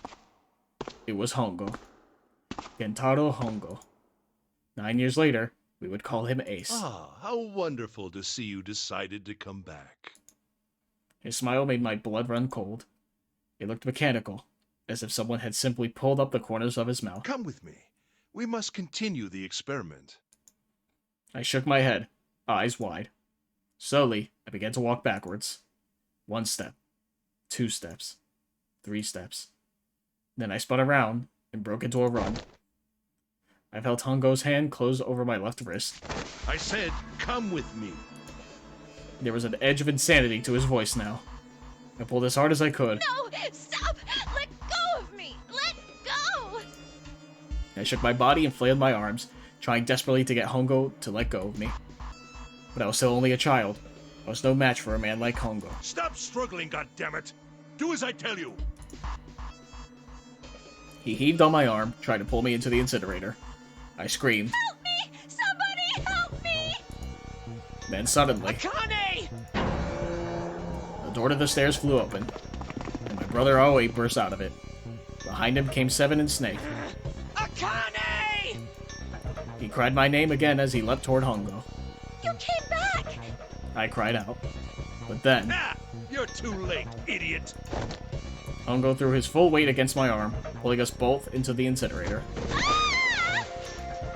The force of it threw me to the floor. I scrambled to my feet and looked toward the open number 9 door. Hongo stood between it and me, but behind him I could see my brother, his fists clenched. But those fists never reached Hongo.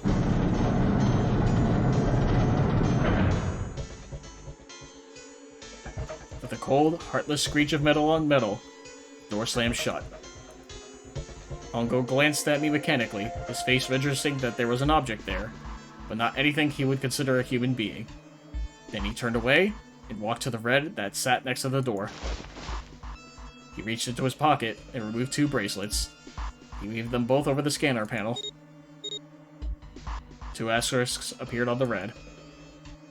He checked the screen, then tossed the bracelets carelessly onto the floor. What was he doing? What was the point? He made no effort to explain himself, of course. He said nothing at all, and walked past me as though I were nothing more than a rock by the roadside. A few moments later...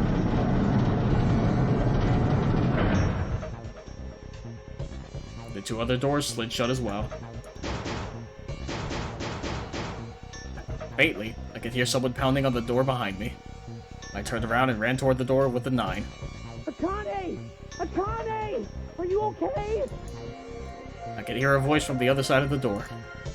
Worried, frightened voice. Help me! My throat was already raw, but I screamed as loud as I could. My voice echoed lonely around the empty room. What should I do?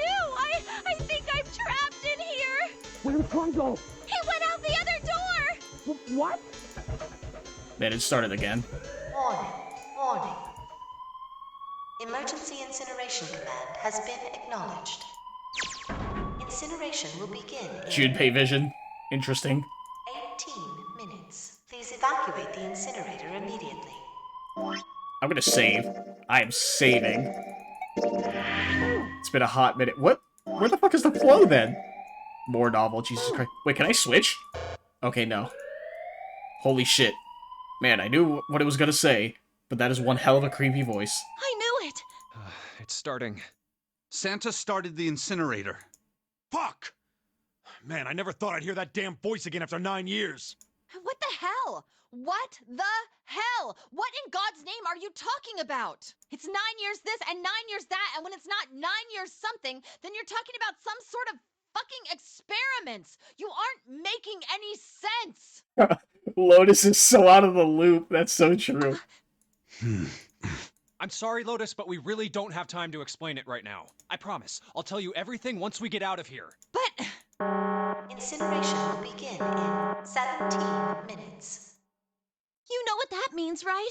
Incinerate means burn. what kind of idiot do you think I am? I know what incinerate means. Well, God damn it. Okay, fine. I won't ask anything else. Talk about whatever you want. But you have to do something for me. 7, figure this out. What? Why me? Just shut up and stop this thing. How the hell? There has to be some sort of emergency shut-off button. There isn't anything like that. How the hell do you know? Because I looked for it 9 years ago. Yeah, Lotus isn't happy about that. Can't really blame her. Wait. The floor. It's moving.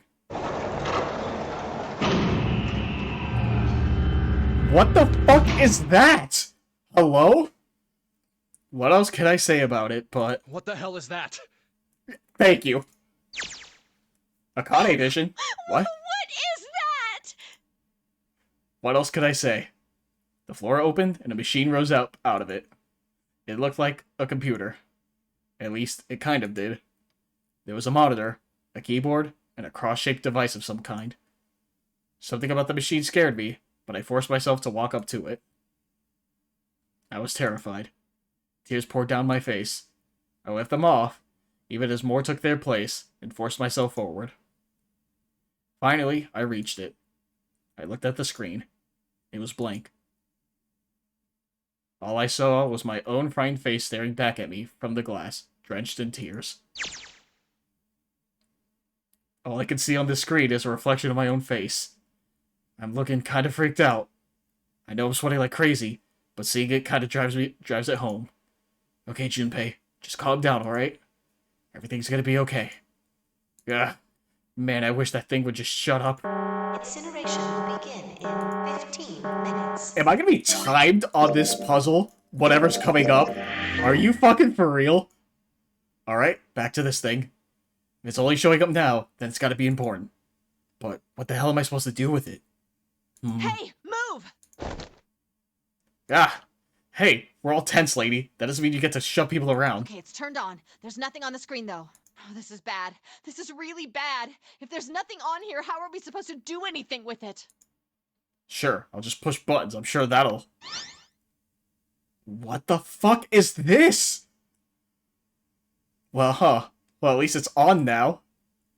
What's on the screen, though? What is this? What's up? It looks like some sort of puzzle. It's got a bunch of numbers and letters scattered across a 5x5 grid. The numbers range from 1 to 8. Do you think that if we solve this puzzle... The incinerator will stop? Yeah. Well, we can hope, right?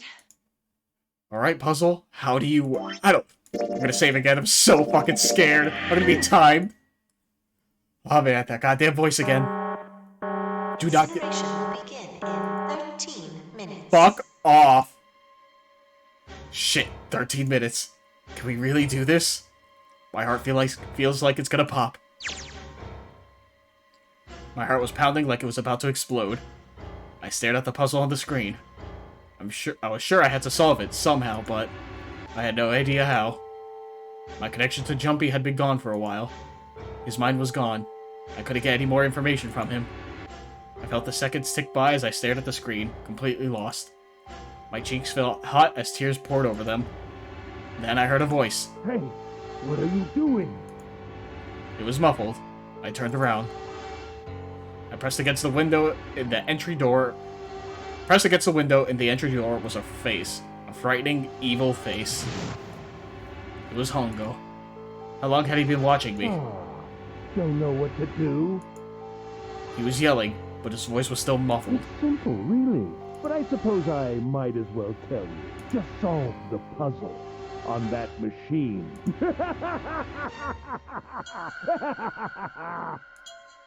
His laughter was muffled by the door, but it still tore at my heart like the claws of a vicious monster.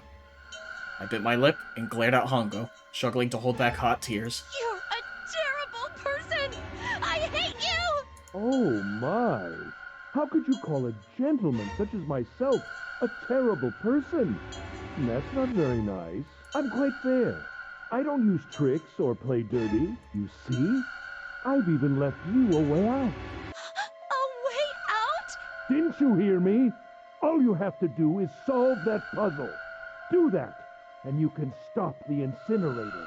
What's the point of stopping it? You'll only capture me and make me do this all again. I'm not going to listen to you. If you're just going to throw me back in here, I might as well just die now. My goodness, haven't you listened to anything I've said? I told you, I'm a fair man. Huh? If you solve the puzzle, the verification function of the red will in turn activate. If this experiment is to deliver valid results, there must be a chance of success. If you succeed, you will escape. The verification function of the red? Then I remembered. Before Hongo left the room, he had scanned 2 bracelets into the red. Ah, so you do remember. Right now there are 2 numbers in the red. The first is 1, and the second is 3. Say, Akane, what's your number? I looked down at my left hand. The face on my bracelet showed a 5. Excuse me. 1 plus 3 plus 5 equals 9. I ran to the door with the 9 on it. I grabbed the red, put my hand against the scanner panel. You really aren't one for listening, are you? I hear Hongo's muffled voice from across the room. I've already told you, didn't I? Once you solve the puzzle, the verification function of the red will activate. In other words, if you haven't solved the puzzle, you can't enter your number. What kind of fool are you? Why are you doing this? You could never understand. You don't know what it's like to spend every day surrounded by monkeys. Now start the experiment. Solve the puzzle. I can't! I don't know how! Of course you don't. Isn't that the point? You understand, don't you? Access the morphogenetic field and find the solution. I can't! Then you'll die. You'll burn alive. It's gonna be quite hot in there in a few minutes. I imagine it'll be very painful.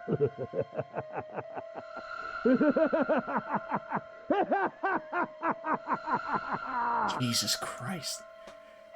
His horrible laugh echoed across the room, and even after his face disappeared from the window, I could hear it. Incineration will begin in 10 minutes. I was crying. Great gulping sobs broken by hiccups that shook my body. I was terrified. I could feel my fear pressing down on me like a tremendous weight. Somehow, I forced my shaking legs to carry me back to the device. I stared at the monitor. I can't. I just can't. There's no way. I can't figure this out. What was I going to do? I didn't know. I didn't know. I didn't even know where to start. Fear scattered my thoughts, and all I could think of was how I was going to die. My palms were sweating, and my blood was boiling in my veins. It was hot. So hot. I couldn't breathe. I felt dizzy. My heart roared in my chest, as if it would pound itself to pieces.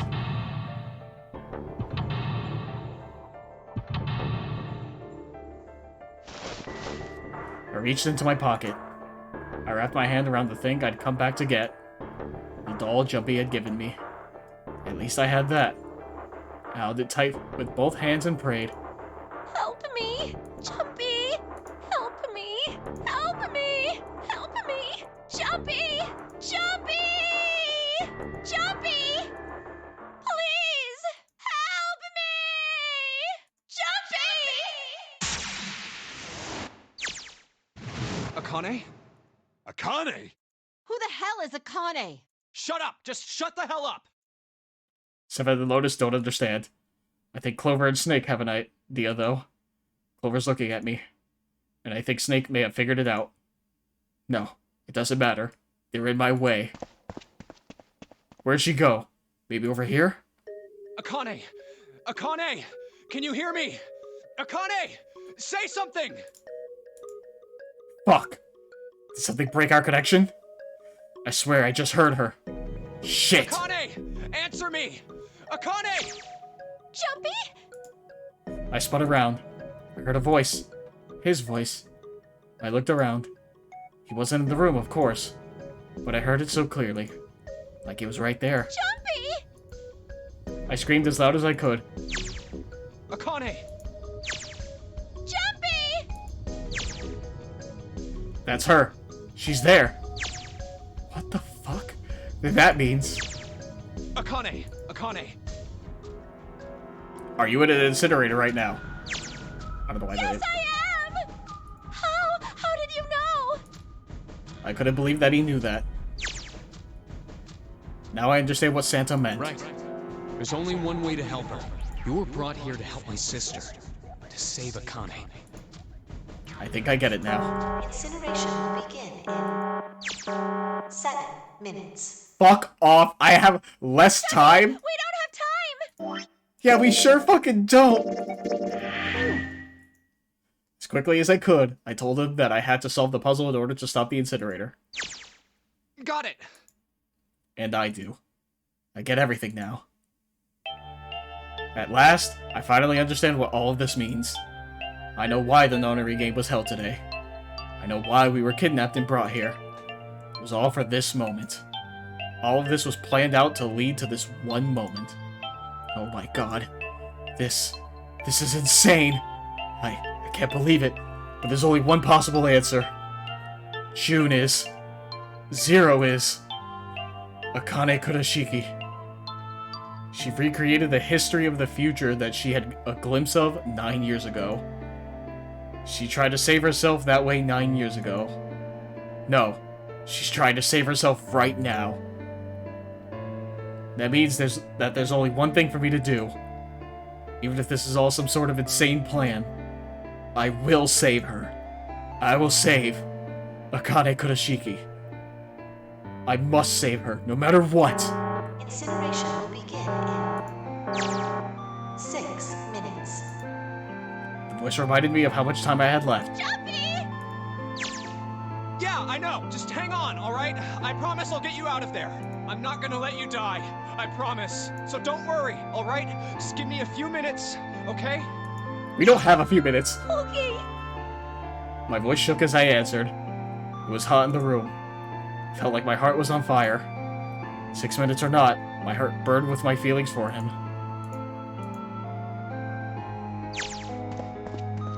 Alright, time to get to work, Junpei. Is Snake talking to them about something? Whatever, it doesn't matter. Get out of my way!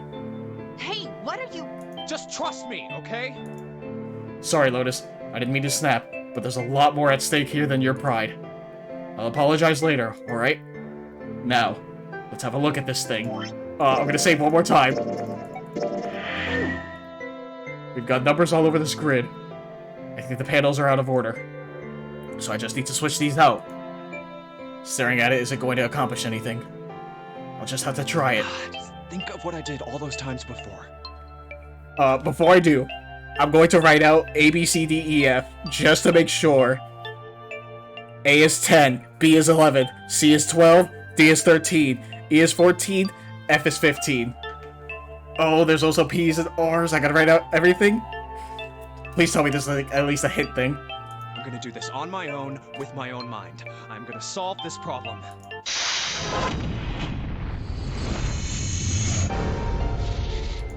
Do not time me on this. I'm going to lose. Okay. What the fuck? When I pressed hint, numbers appeared in the empty spots on the grid. They're all single digits.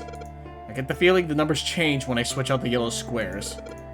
But the square at the bottom, why does it stay blank when I press hint? Pressing the button again makes the numbers disappear. Looks like I can turn them on and off. And there is some special meaning between the two modes. What could it mean? When I flip the hint off, all of the empty spots look like the one at the bottom right. Does that mean they're supposed to match? Maybe I need to make all the numbers of the squares the same. I see. If I switch out a yellow square, the numbers that show up in the hit change too. Looks like the numbers are affected by adjacent squares. For example, when I switch out 3 with 5, the hint number increases by 2. But the hint just adds to the surrounding numbers. I'm not trying to get more hints, I'm just like trying to look, right? And Junpei's just explaining as I go. So P with a 3? The hint displays what the adjacent yellow squares add up to.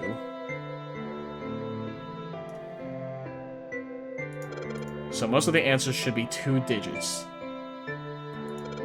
But each square only has a single digit. It must be calculated in a different way. Digital roots? If they're digital roots, then they'll always end up as 1 digit. What? Alright, so you're saying this 2 is the digital root of all these 4 numbers? Or like this? That's 6, that's 11, that's 2, yes. So they all have to be 9s, I'm assuming. Hence right here. Huh. I think I'm understanding.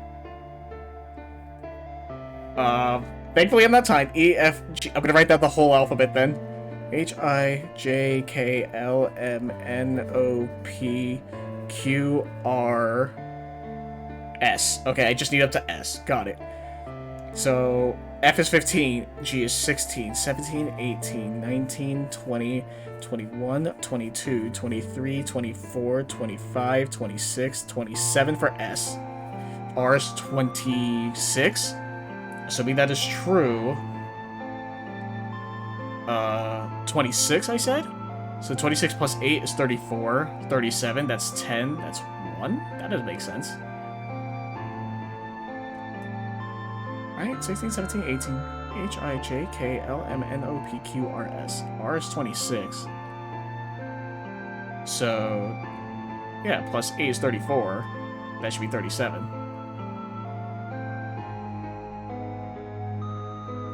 Which 3 plus 7 is 10. Should be just 1. Whatever. I don't fucking know, dude. So it's all of them around it, right? So 14, 18, 19? That doesn't make sense either.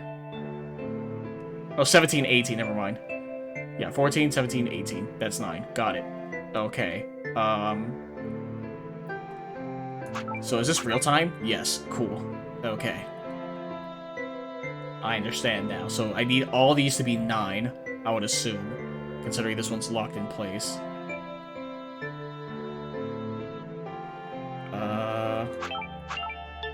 2?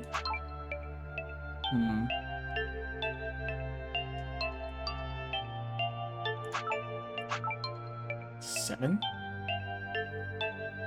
So that's, 7, 10. I would need 8. That's 9 there. A is 10? That's 18 for 21? No.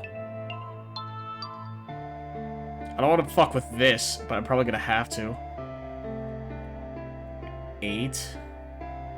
So I... Fuck, dude.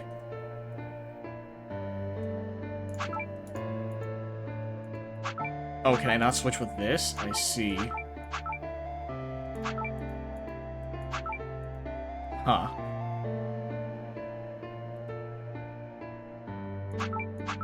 This could be a thing where I could just, like, try to brute force it. Interesting that 1 is locked in.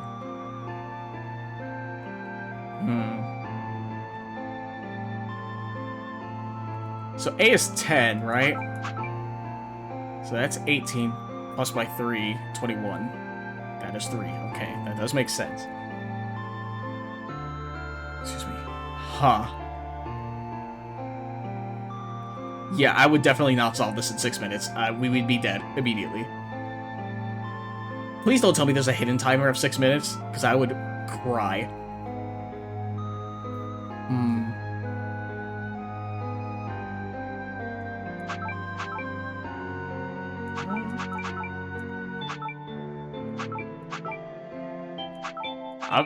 This is, once again, this might be one of those things I'm just gonna keep fucking trying.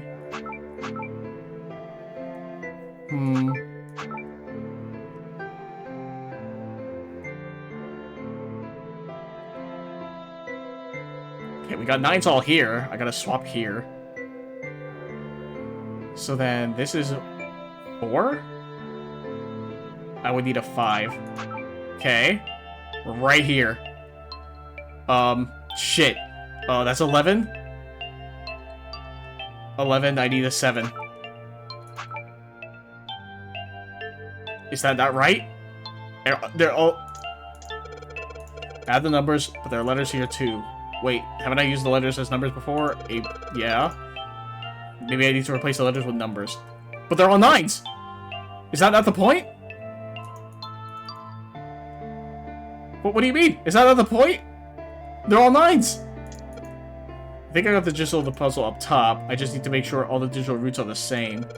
But what number? Switching out a yellow square affects all hint squares around it. Wait, but one square doesn't get a hit number.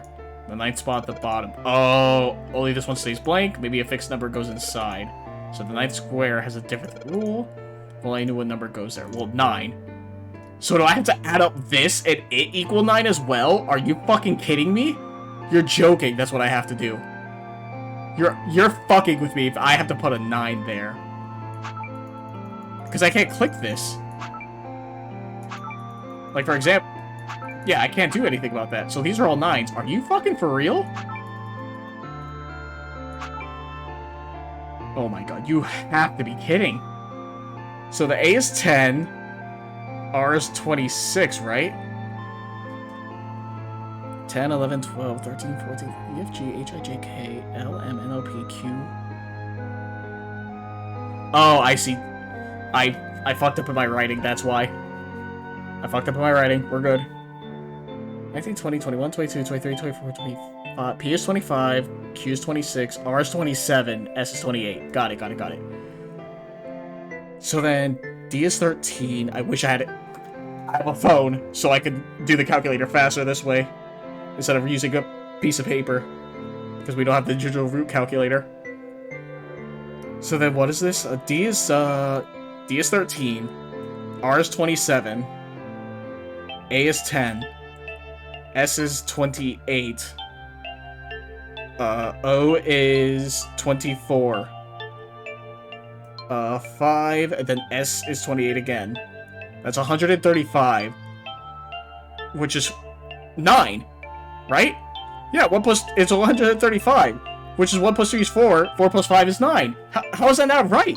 What do you mean? What the fuck do you mean? That's 9!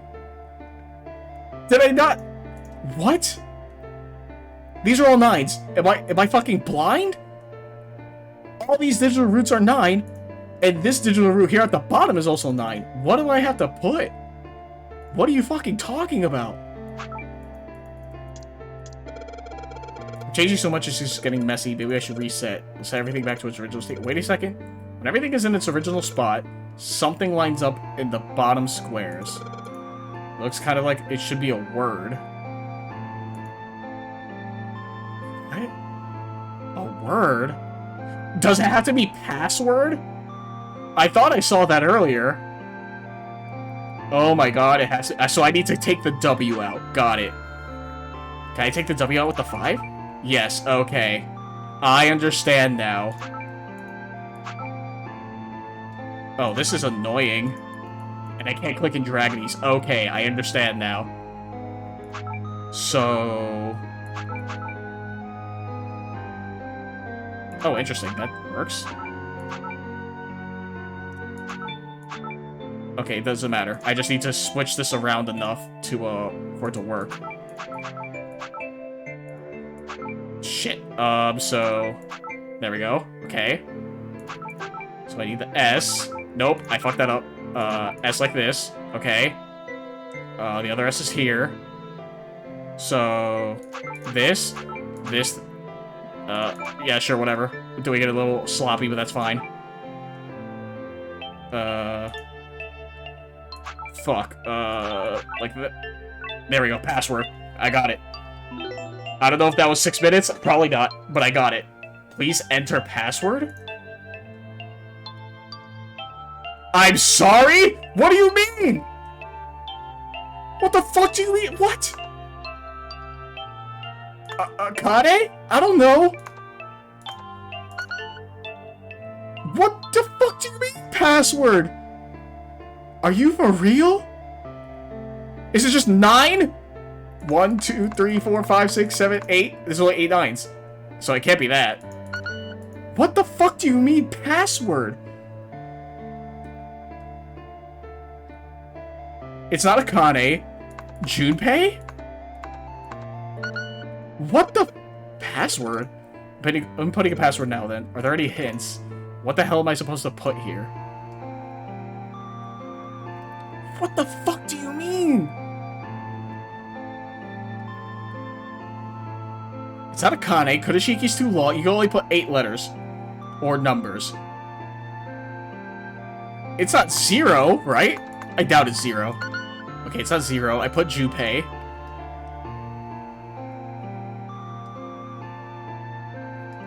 What the fuck are you talking about? Password.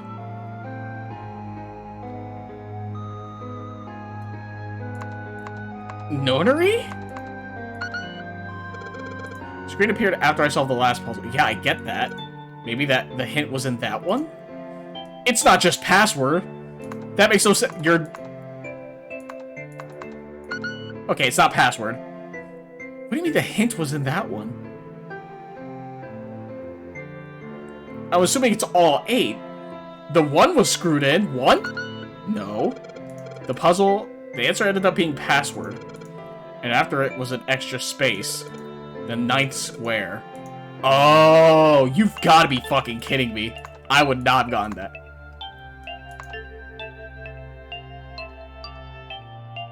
Well, that doesn't make sense. Is it just 9? It's just 9. Fuck off! Yes, that's it. Akane, did you get it? Yes, I did! I solved it! I mean, really, you solved it for me, but I copied everything you did! Now I just have to press enter! Then what the hell are you waiting for? Push it! Okay, I will! I hit the enter key. Emergency shutdown command has been confirmed. Incineration system has been disabled.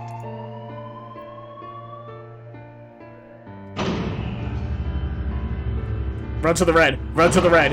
Get the hell out of there, Akane! Jumpy! It worked! It worked! The incinerator shut down! It worked! Tears rolled down my face as I cried out to him, but they were a very different sort of tears. A wonderful feeling of accomplishment and relief flooded my body. At the same time, what strength I had left disappeared, and I collapsed to the floor. For a while, I just lay there, laughing and crying, and enjoying being alive. Every time I thought about him, I thought my heart would burst. Whew. Can't quite believe I did that, but I am so glad. So glad. I feel like my heart's on fire. Did we not hit it on our end? No, I don't have time to be thinking about that kind of shit. I need to tell Akane. Akane! Sorry, but things are kind of busy over here. I'm gonna have to hang up now, okay? Oh, of course! I wiped the tears from my eyes and nodded vigorously, even though I knew he couldn't see me. Then I looked over at the corner of the floor. There were the 2 bracelets Hongo had left behind.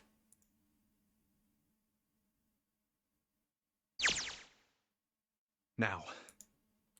Well, Seven and Lotus don't look particularly happy with me. Not a very nice look to give someone who just saved your lives, guys. Junpei, are you... Okay? Ah, shut it. Right. Okay, so maybe they have a reason to be pissed off. So what if I haven't pressed the enter key yet? Oh, what the fuck? Alright, nothing holding me back now. Here goes. Wait. Incineration will begin in 90 seconds. Are you fucking for real? It doesn't sound like it's stopping. Uh-oh. What the shit? Why isn't it stopping? Oh, it sounds like a save.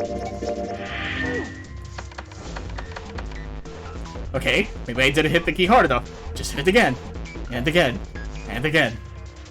Okay, that's not working either. The alarm's still going off. What the hell's going on? I've got all the right numbers in the right boxes. It's perfect. So why the fuck isn't this thing stopping? Incineration will begin in 60 seconds. Wait, of course. That's what the numbers that showed up after the puzzle mean. 2 plus 4 plus 5 plus 7 plus 8. Snake, Clover, me, Seven, and Lotus. Then, door 9. No, that's it. That number on the door isn't a 9. It's not even a number. It is hidden, but an exit can be found. Seek a way out. Seek a door that... Holy shit. Of course. Then we just have to put the right number into the red end. Incineration will begin in 30 seconds. Run, guys! Get to the door! Run! Oh shit, oh shit, oh shit, oh shit. Don't have much time. Man, I sure hope they can just trust me on this one or we're all fucked. Alright, no time to explain, just go. Quick! Verify your numbers on the red! Verify? Who? What combination? All of us! We all need to verify! Why? You really think this is a good time to ask questions? Just do it! Hurry, hurry, hurry, hurry, hurry! Incineration will begin in 10 seconds. 9, 8, 7, 6, 5, 4, 3, 2. Central gate has been opened. Incineration system has been disabled. Holy shit. What the fuck, dude? Oh, thank fucking Christ. No, no time to be happy. Time to go. Hurry! We've only got 9 seconds before the door closes. Go, go, go! Come on, guys, move it. Okay, they're all through. Move it, Junpei. Just in time. Uh-oh. 81 seconds. And there goes the door. No, don't calm down yet. You're not done. You've still got to find the dead.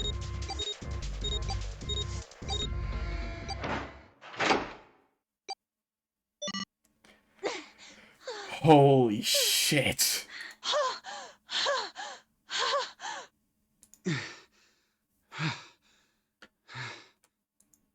Shit. Looks like we made it, huh?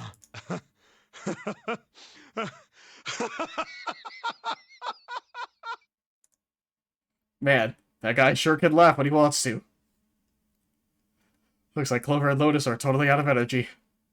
Snake is shaking his head wearily. I just want to take a nap, but... Akane?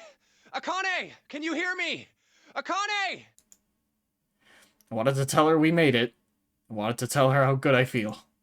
But nothing.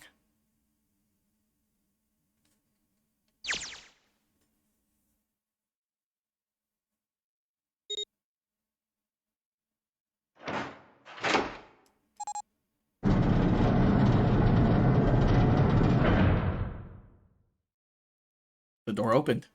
Standing in front of it was my brother. Akane! Oi! I cried his name, even though my voice was almost gone from screaming, and leapt into his arms. Oh, oi! Akane! I buried my face in his chest and cried again. I cried and cried and cried. The steady thump of his heart in my ear made me feel like I was home. Its beat was almost like a lullaby.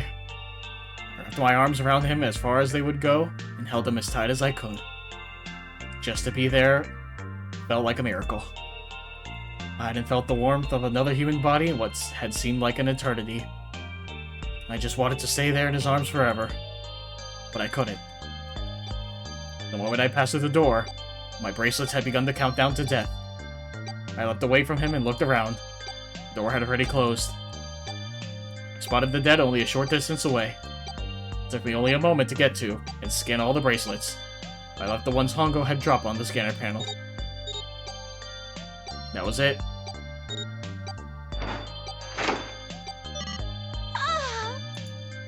I took a deep breath and looked around again. The huge detective who we'd call 7 and 9 years, and Snake, the blind boy, were looking at me. They seemed to have been utterly stunned by my sudden appearance. Their eyes were wide, and their mouths hung open. Alright, let's get out of here. If we don't book it, we might run into Hongo again. Oh, he was right. It was time we got moving. The mention of Hongo seemed to jar 7 and Snake out of their surprise, and they nodded. We took off running, up the spiraling stairs, to freedom.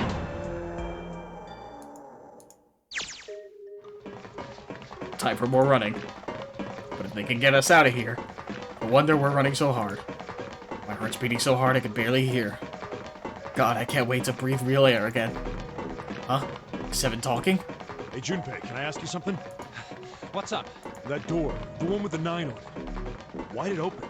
Yeah, all 5 of us verified our numbers on the red. 2 plus 4 plus 5 plus 7 plus 8 is 26. That makes our digital route 8. Was it a queue? It shouldn't have opened. That's not like you, Lotus. I thought you would have figured it out already. Huh? Why? Because you were the person who taught me about the idea of bases. Bases? Yeah. What are the 2 numbers in base 2? 0 and 1. How about base 10? That goes from 0 to 9, right? And how about base 16? 0 through F. After 9, it starts at A and goes from there. B, C, D, etc. You're right. In other words, A in base 16 is 10 in base 10. B is 11, C is 12, D is 13, and so on. So, what about it? You don't get it? What if we keep going with that pattern? What if you go way past base 16 all the way to base 27? Base 27? Yeah. Well, the numerical digits are the same, so I guess you'd add alphabetical digits. E is 14, F is 15, G is 16, H is 17, I is 18, J is 19, K is 20, L is 21, M is 22, N is 23, O is 24, P is 25. Yeah, and? What comes after that? Q. 26! And what does that mean? There wasn't a 9 on the door. It was a Q! A fucking lowercase q! Yep, that's pretty much it. I guess to put it another way, you could say that it was a 9 in base 10, but a Q in base 27. Time for more running. God, my thighs are killing me. I swear any moment now I'm gonna tear a muscle. I feel like every single cell of my body is dying for air. Damn, every breath I take is a chore now. I feel like my lungs are gonna burst. Maybe just a short rest. No, can't stop. Don't have time. Come on, legs. There can't be many more of these steps left. Let's run. Run! Like a bullet down a rifled barrel. Like a tornado cutting through a sea of clouds. I feel like we're running along the back of a giant, coiled dragon. Finally.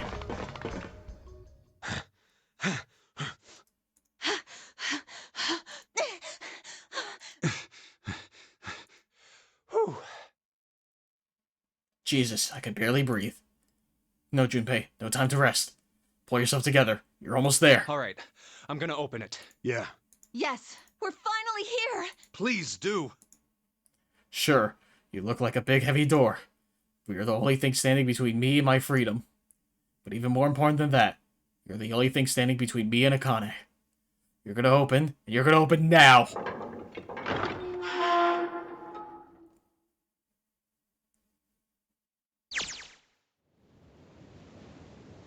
I felt a hand on my shoulder. It was always. He gave it a small, reassuring squeeze. I was so happy I felt like I could melt. My heart was at peace. Not only because my brother and I were back together again.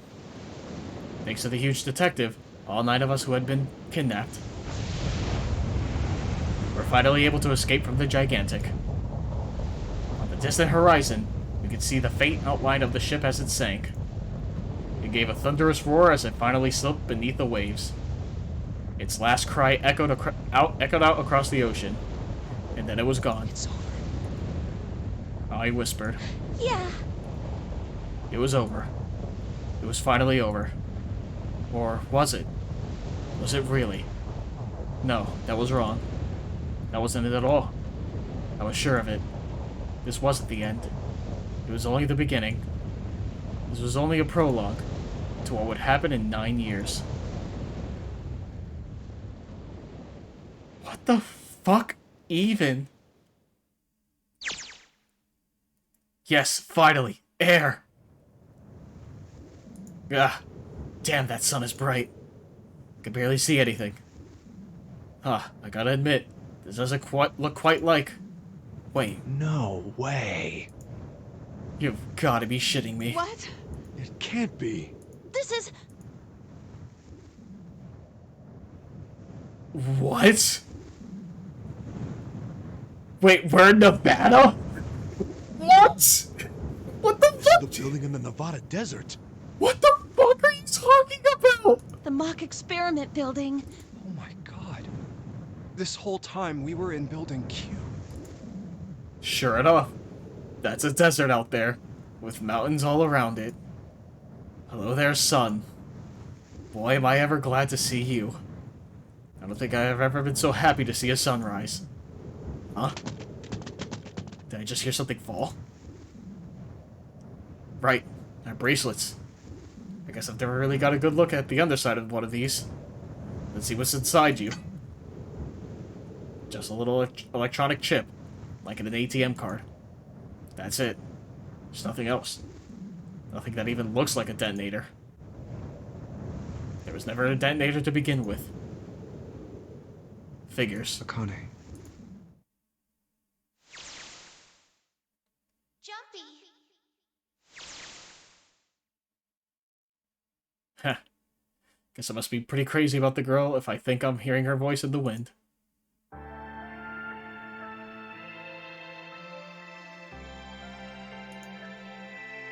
What the fuck do you mean?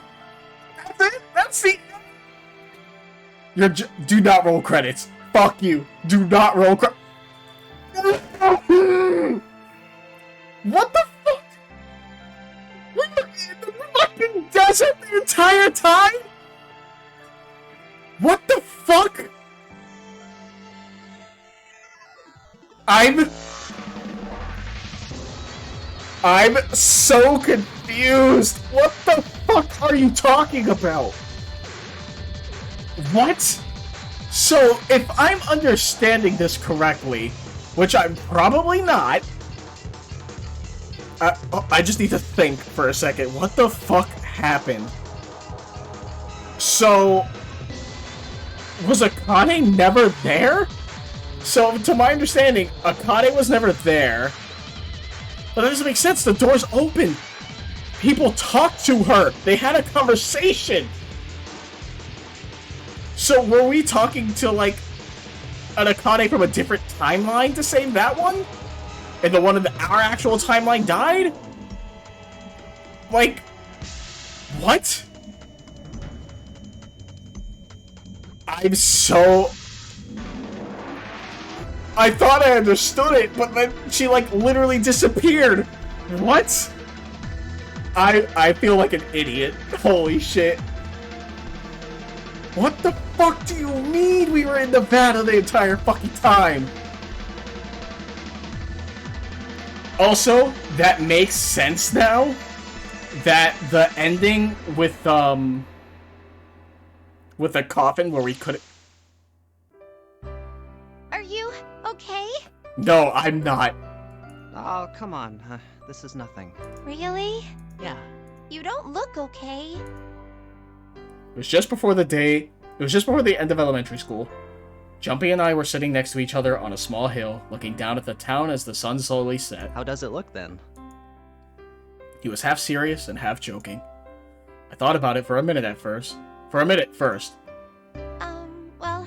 let's see. It looks like you kissed a toad and got warts, but then they just kept growing and growing and growing. What does that even mean? Junpei grinned, Dan. Ow, ow, ow, ow. See? I told you you're not okay. You're too reckless. You can't beat 5 8th graders, Jumpy. That's crazy. Yeah, but I couldn't just stand there. I mean, don't you think so? I had to do something.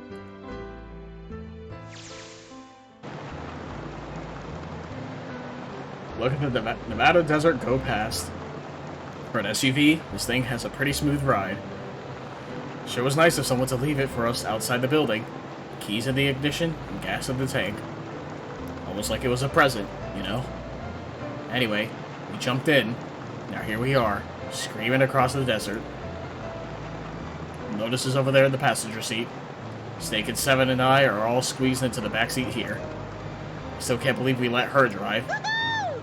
This is so fun! This is so awesome! Driving is so great when there's nothing around, and there's no speed limit. So true. Hey, Clover, watch those bumps, all right? This car jumps even a little, and I think I'm gonna get crushed to death. Hey, shut it. I can't help if I'm big, all right? Suck it up. Why don't you drive, Seven? I'm a cop. I ain't gonna break the law. He doesn't have an international license. Yeah, but you could have sat in the passenger seat. Oh, hell no. There's no way I'm giving this seat up. And Clover, there's no need to slow down. The car Santa and June are in should be somewhere down this road ahead of us. Yeah, I saw some fresh tire tracks going out. There's no doubt about it. Then we've got to hurry if we want to catch them, don't we? Okay, so June is real. Okay, I'm not crazy. Sure thing. Oh shit. God damn it, she doesn't have to drive so fast. Man, I didn't even think a car like this could go this fast. We're sure throwing up a lot of dust.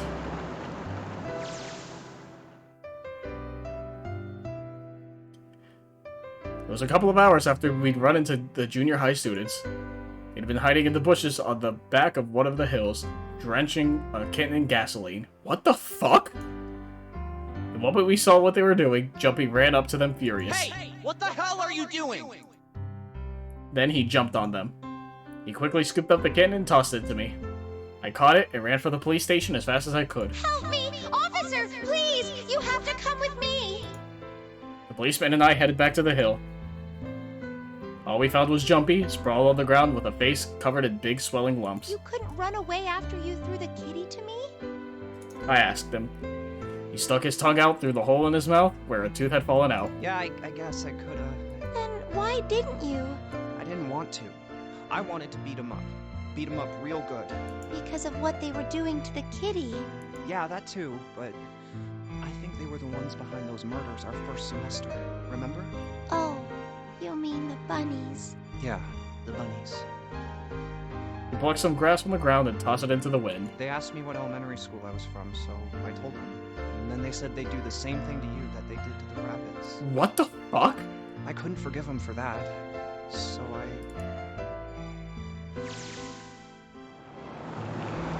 Hey, there's still some stuff I don't get. Of course, they probably don't know any more than I do. Like Ace. Well, I guess I should say Guitaro Hongo. Why did he create the Nonary project? Anybody? Any ideas? Why don't you ask him yourself? Well, yeah, I guess I could. He's still in the trunk, I assume? Oh, yeah, he is. Still tied up, I'm assuming, with his mouth taped shut. His eyes just look empty. No emotion. He looks like he'd just give it up. I wonder if he even cares what happens to him anymore. Hey, were you listening to us? Yeah, go ahead and try to pretend you weren't, you old bastard. Let's get that tape off your mouth. Come on, I know you were. Answer me. You could at least look at me when you talk, man. I only wanted to see the faces. Human faces.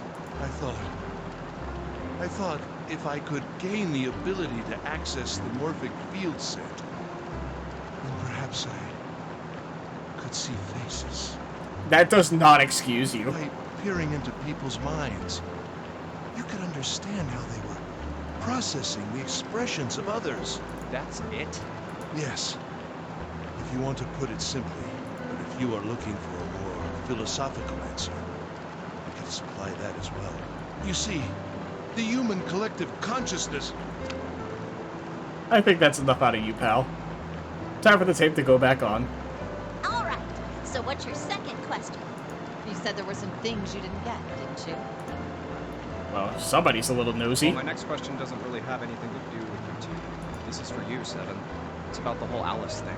Yeah, what was up about that? What's the deal with that? Well, see, 9 years ago, after I escaped from the Gigantic, I kept going after Hongo on my own, hoping I'd catch him when he finally slipped up. During the course of my investigations, I learned a lot more about the Gigantic. I also found out about Bourdain and Alice. This vehicle's real loud. You're not really answering my question. Was there actually a girl who wouldn't melt at room temperature? Sounds like Hongo has something to say. Alright, fine, I'll let you talk, but you gotta behave. What? Alice doesn't exist. 9 years ago, I found Alice's coffin behind the library on the bottom deck. There was nothing in it but the root of a peculiar plant. My research determined that it was a member of the genus Madrigorum, of the family Solanaceae. I was able to extract a particular alkaloid from it. I used that extract to create Soapero. Its creation was a tremendous boon to my firm, and we grew rapidly. Shit, this is gonna go on forever. Tape's going back on, Hongo. The rest of my questions can wait a bit. For now, I think I'll just enjoy the ride. Here, this is for you. What's this? This is, for you, doll. His name is Junpei. Jumpy pulled something out of his pocket and shoved out his arm toward me. Excuse me. In his hand was a doll made of yarn small enough to fit in his palm. Jumpy, are you sure it's, for you, doll? Huh? Yeah, the lady at the shop said so, so that means it's for you, right? Are you sure it's not a voodoo doll? Wait, what? That's... Oh, man. Oh, man. Well, it sure looks like a voodoo doll. I mean, you do know what a voodoo doll is used for, right? Yeah, I guess calling it Junpei isn't a very good idea, then. Why are you giving me this anyway? It just seems really sudden. Well, you know how after June, we aren't gonna get to see each other too much? I mean, we're gonna be in different schools, and I just thought I'd, you know, Oh, okay, well, how about we call it June, then? Okay. So, I wanted to give you this. You sound like some sort of tribal chief in a bad movie. Yes. I, head of tribe. This doll, traditional charm of tribe. So I give this, it me. So we always together. Oh, Jumpy. If something bad, then hold and pray. I go wherever you are. So here, take. I reached my hand out and picked up the doll gently. Thank you. Thank you so much, Jumpy. Before I knew it, I was crying. Tears streamed down my face and fell into June's tiny yarn body. Oh, Jumpy. I'll never forget you. I promise. Jumpy looked straight into my eyes and said just 5 words. I'll never forget you either.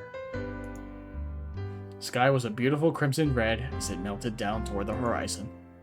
The last golden rays of sunlight stretched out across the city and painted themselves across the hills. We sat, bathed in the warm light of the evening. Just the two of us, leaning gently against one another, shoulder to shoulder. The sun set, and we still didn't leave. We watched in silence as the darkness deepened, and one by one, the lights of the town began to flicker on.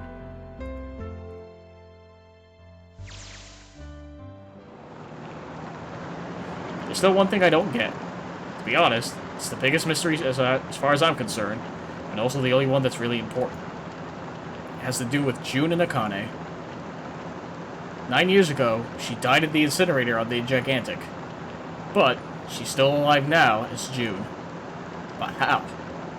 Is it because I tapped into the morphic field set and saved her 9 years ago?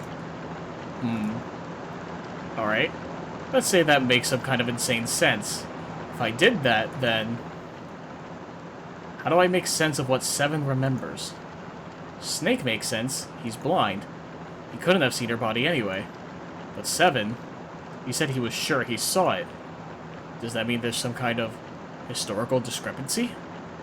Or, wait, maybe that's not it at all. There is one other logical explanation. Was what you told me the truth, 7? You look satisfied. No. No way.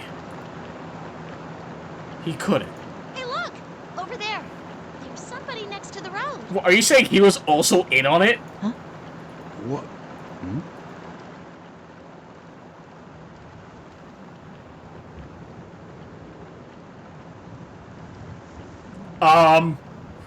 What?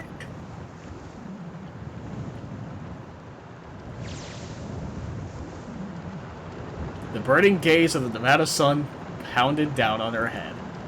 The desert around her rippled with heat. Standing there on that shimmering plain was a woman, her arm out and her thumb up. It would not be long before Junpei realized who she was.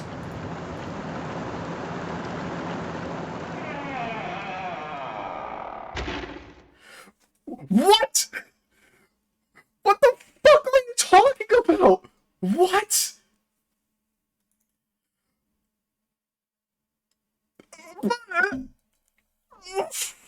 Okay. Yes, I would like to save. And there we have it. Access the flowchart, return to the title screen to start from the beginning. Okay, there you have it. That's the end. What the fuck are you talking about? And all of that bullshit. What the fuck? Okay. That's it. I at least understand now, because I'm pretty sure 7 was in on it. That's the only thing that makes sense, is that he lied to us and he knew. It would also make sense because he saved Santa, so it makes sense that for Santa to trust him, you know? So him, Santa, and fucking Akane were all in on it, but it's also like a paradox thing where Junpei had to save her. Oh, I was hoping to go back to the title screen. Let's do this thing again, now that I'm back at the, yeah, we're back at the main thing. Alright, well... Yes. There you have it. Holy shit. What a wild fucking game. Also, Alice is just there for whatever fucking reason, but that's aside the point. Wow. I'm so glad I got to this. Once again, this is like one of those cult classic games that I've always seen around, but I've never played, and I'm so glad I finally did. So, Jesus Christ. God, I can understand the motivations now. Holy shit. What the fuck? Clover's good now. Fuck Ace. All my homies hate Ace. Santa's a real one. Like I was saying earlier, it makes sense now that in the flowchart where the tear gas comes out, none of us had bombs in us, to my understanding.